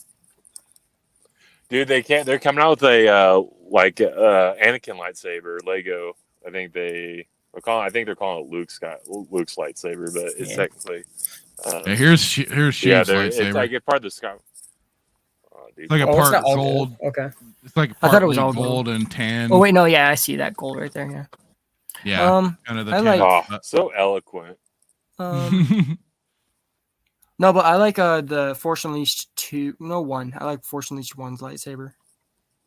Pull up Kyle Katarn's. I've never seen Kyle Katarn's. Oh, it's so good. I'm not a big fan of Revan's because it just looks like it's impossible to hold. Like, how would you hold and do hand flips? Malgus's is a close Malgus isn't his like the one with the pointy things on the top? Like probably 4. Well, he had 2. So he had one, like the one where he was in. With Katarn had Katarn had a few lightsabers too. Did he? Yeah. He had first one given to him by his father. Oh, that's weird. So this one here is the original. Okay. And this one was one this one down here had belonged, like it says, to the Dark Jedi Yoon that he picked up and used. But then this one up here at the top, that's been his lightsaber since after the events of. And he has a green blade, right? He has a blue blade. Blue blade. Okay, so he's a Sentinel. Blue. Yeah. Sentinels are yellow. I thought Knights are blue, right? Knight is Guardians are green. Sentinels are yellow. No, I thought Sentinels were blue. Yeah. No, Sentinels are yellow. Knights are blue. Oh, okay. Consulars are green. Consulars are green. Guardians are No, blue. Knights are blue. Guardians. I thought Knight's just the Consulars are generality. green. Well, Yeah, Knights so, of the General is no. more the What are we rank. doing, guys? Yes, Guardians are blue. We have the power of the internet, guys. What are we Dude, doing? Guardians are blue. That's what I'm trying Consulars are to. I was just playing SWTOR last night, and I was a Sentinel, or I am a Sentinel. in Because one of my Well, characters. but that's the thing with Bastila SWTOR, you is can a still pick Sentinel. any lightsaber Yeah, I know. color. That's the problem. My guy has like a Well, for red sure, and blue but one. Bastila was a Sentinel and her lightsaber was yellow. Consular, which was like what Qui-Gon was a consular, was green, I think Guardian might and be then Guardian is blue. blue. I think that sounds right. And the Knight is just the generality of the Jedi Knight. Yes, Anakin Knight never became a generality, master. Guardian blue. Yep. Dude, do you ever think about how Are you if pulling this up, Anakin, Fracture? just like waited? Yeah, I'm looking for it right now. Do you guys ever think about how if Anakin just waited for like a little bit longer, his wife wouldn't have died and he would have become a master? We were kind of talking about that earlier because I was kind of saying, Yeah. like it's his own fault. Well, yeah, that it's very obvious that And Sheev's fault, and he's manipulating and them. Yoda very much was making that point to him, But no, I was saying how it was like kind of like Anakin, Qui-Gon, and to a certain degree, Dooku were kind of these proto Jedi that were trying to find a different way for the Jedi to exist in the world, and they were kind of mainly Qui-Gon though. He was kind of the standout Jedi for sure of finding kind of the new way of a Jedi for the Jedi themselves and training and kind of just because he's very much, when you go into the lore and stuff, he's very much what Luke is in the expanded universe end of it, where he's out there in the where they're out, and not just Luke but the rest of the Jedi, they're out there in the galaxy. They are taking part in it, helping people where they can. They're more active role versus being so passive and just staying in the temple most of the time and waiting for shit to go wrong, go sideways. Kid show. Whatever. Anyway, but yeah, that we were kind of touching on that earlier, and Anakin in his own way was his own downfall.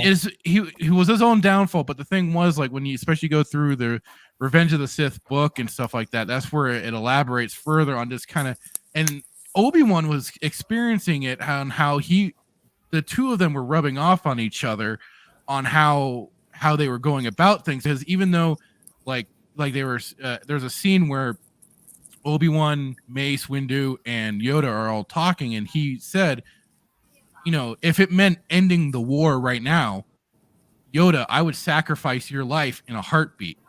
And Yoda was like, yes, and I would do the same, because it would mean ending this war and and bringing peace to the galaxy again. And they aren't completely beholden to certain attachments and all that, right? But then Obi-Wan was attached. But then well, that was just it, because then Obi-Wan has kind of admitted that, except when it comes to Anakin. Yeah, because when it comes to Anakin, he would risk his life to go out there, and Anakin does the same for him.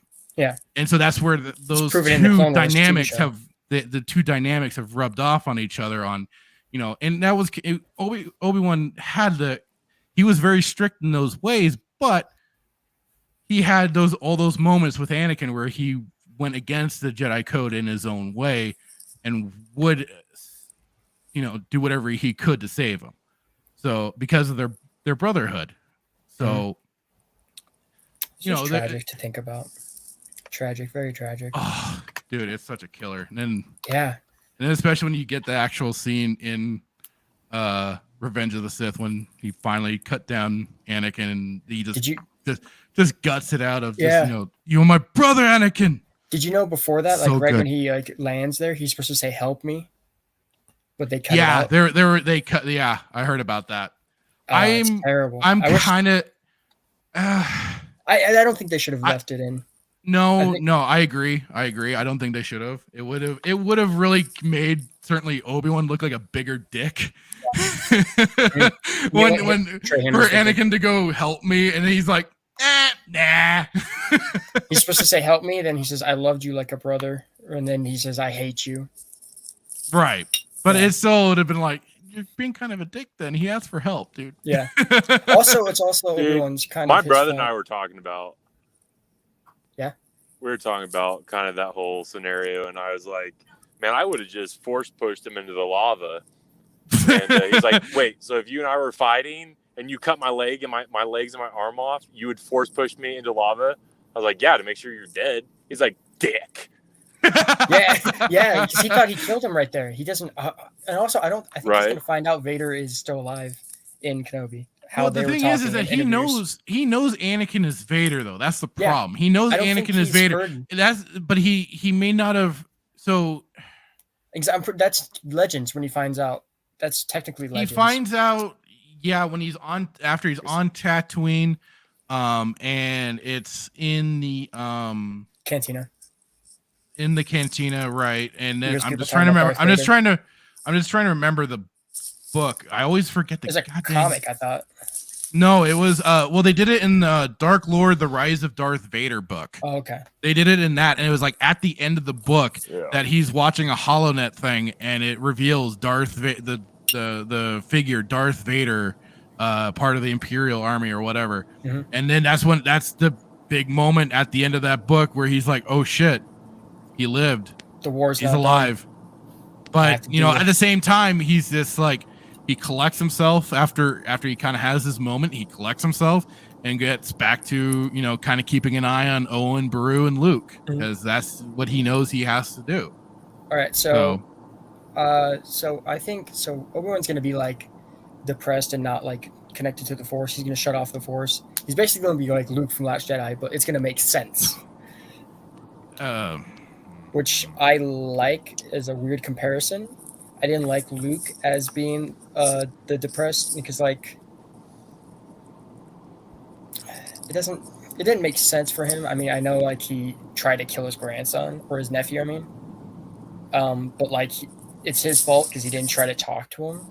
And Obi-Wan, he couldn't do anything. Like he literally could not do anything. So to help, I mean, he could have like when they were on the lava saying Palpatine is evil, and he says, from my point of view, the Jedi are evil, and then he could have talked to him about it. It's like, oh, the Palpatine's like deceiving you, but he's like, no, they are lost. I've always thought about it, and to me, if you potentially took Padme out of the equation at the beginning of all this, if it was just him and Obi-Wan, I think there might have been a chance for Obi-Wan to reach him.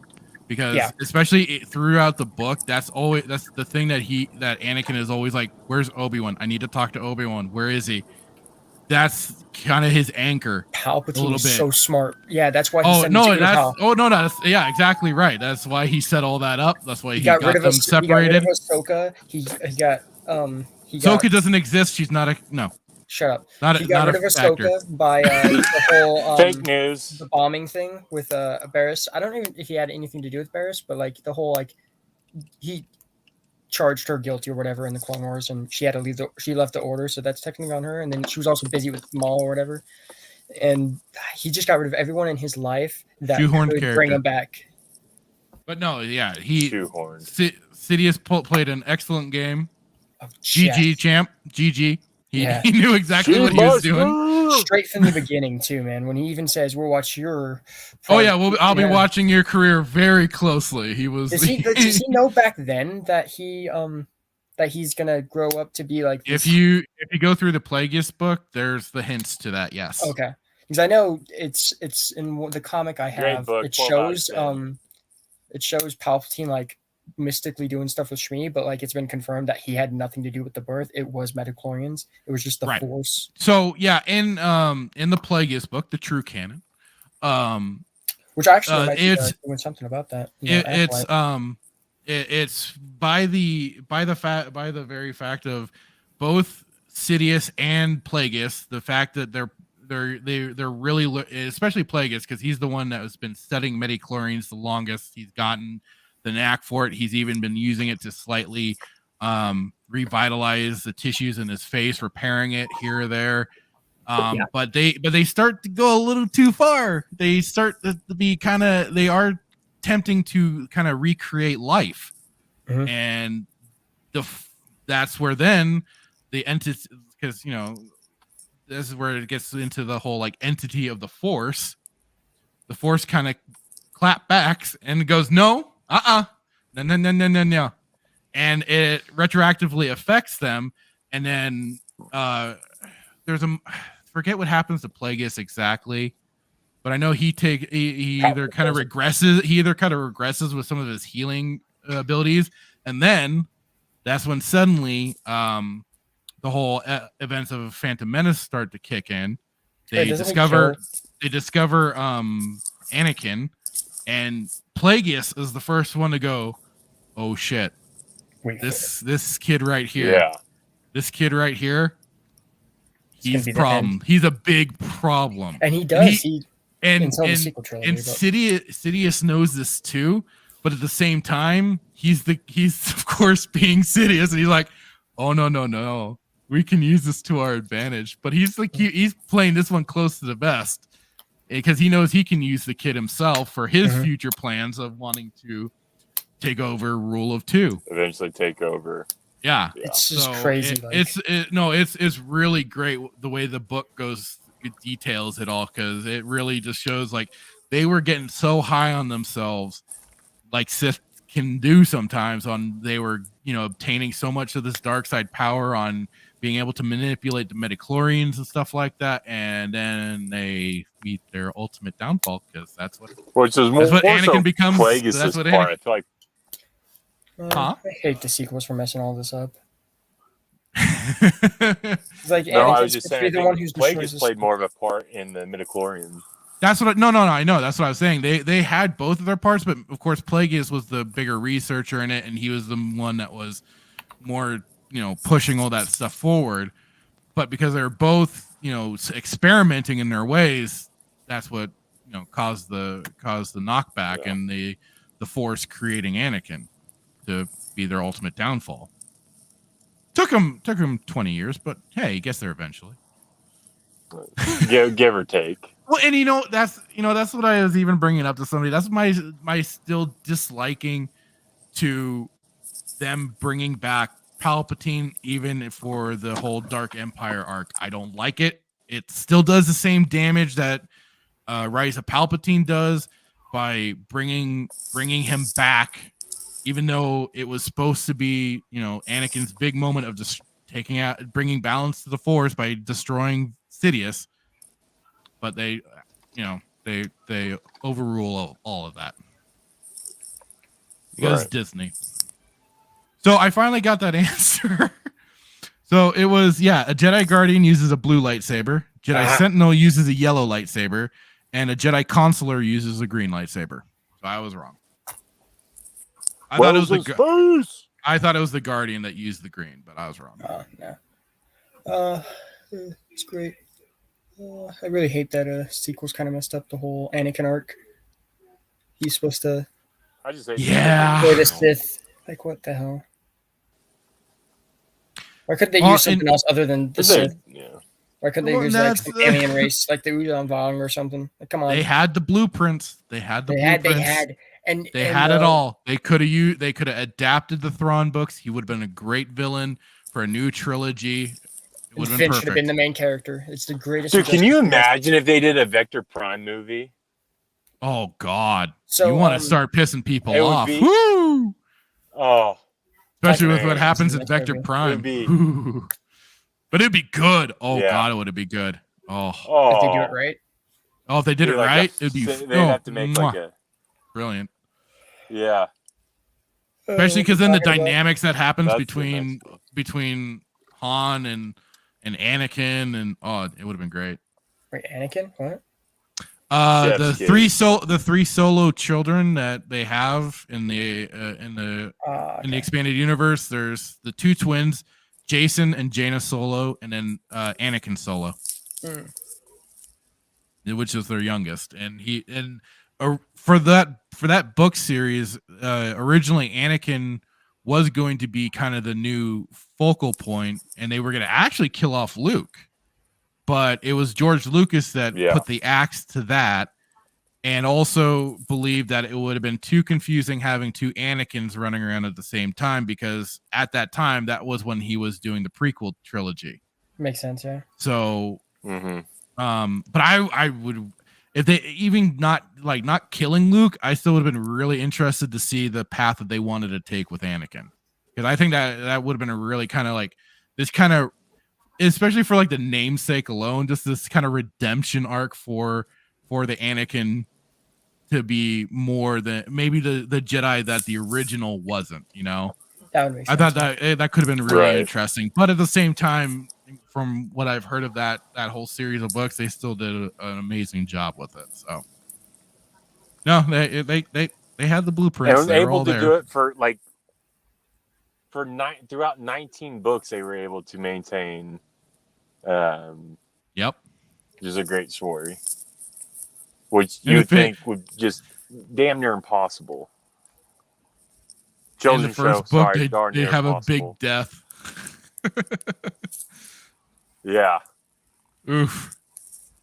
And then rumors that Salvatore got death threats, apparently. Rumored, yeah. Rumored. Hopefully, I like to see if it was a thing. That was what, the 90s, early 2000s? Maybe. I don't know. Yeah. Well, with all that in mind, shall we call it a night? Yeah. Call it. All right. Well, Davi, thanks. you go see Top Gun? Next on the I'm seeing it on June. Oh, wait, no, I'm not seeing it the 28th. I'm seeing it June. No, when am I seeing it? When does it come out? I thought Does it come out the 28th? I'm seeing it in June. I'm June 3rd. I think I'm seeing it. No, June 2nd. June 4th. June 4th. I'm gonna see it June 4th. So the week after the Kenobi drops. Yeah. I don't know why. Yeah. So Yeah. wait, I thought I worked the 28th. Do I not work the 28th? Oh, that's because I'm on the wrong. But day. you're off. You're looking at the wrong schedule. Oh, I do. I work until 6th and the 28th. Whoops. Whoopsie. Whoops. And with that in well, mind, you can show up at the tail end. Yeah. We've gone our full 3 hours 32 minutes. Let's go. Good night. Thank Whenever you. I'm here. I want to. Yeah. Well, we did the other. Oh, didn't we do it almost last week too? Jesus. Especially when Then I Easter we triggered did Jay 4 Hitman. hours, 4.5. It was almost Oh, yeah. Never again. Talk about space whales. 6 hour stream. Let's go, boys. I'm just gonna close it out now. Thank you, Des Morto, for jumping into the chat with us. That was great to have you come. I want to get you in here one of these days to join us. I'll say it again. Do it. At some point, I'll try and get my brother in here too, because I think that'd be fun. Get my brother. And Davioso, even though you joined late, thanks for jumping in with us, sir. Much appreciated. Always a pleasure. Always. Sometimes you're not talking crap about Thrawn. What about that? And with that, to everybody else out there, thanks for listening. Catch y'all later. But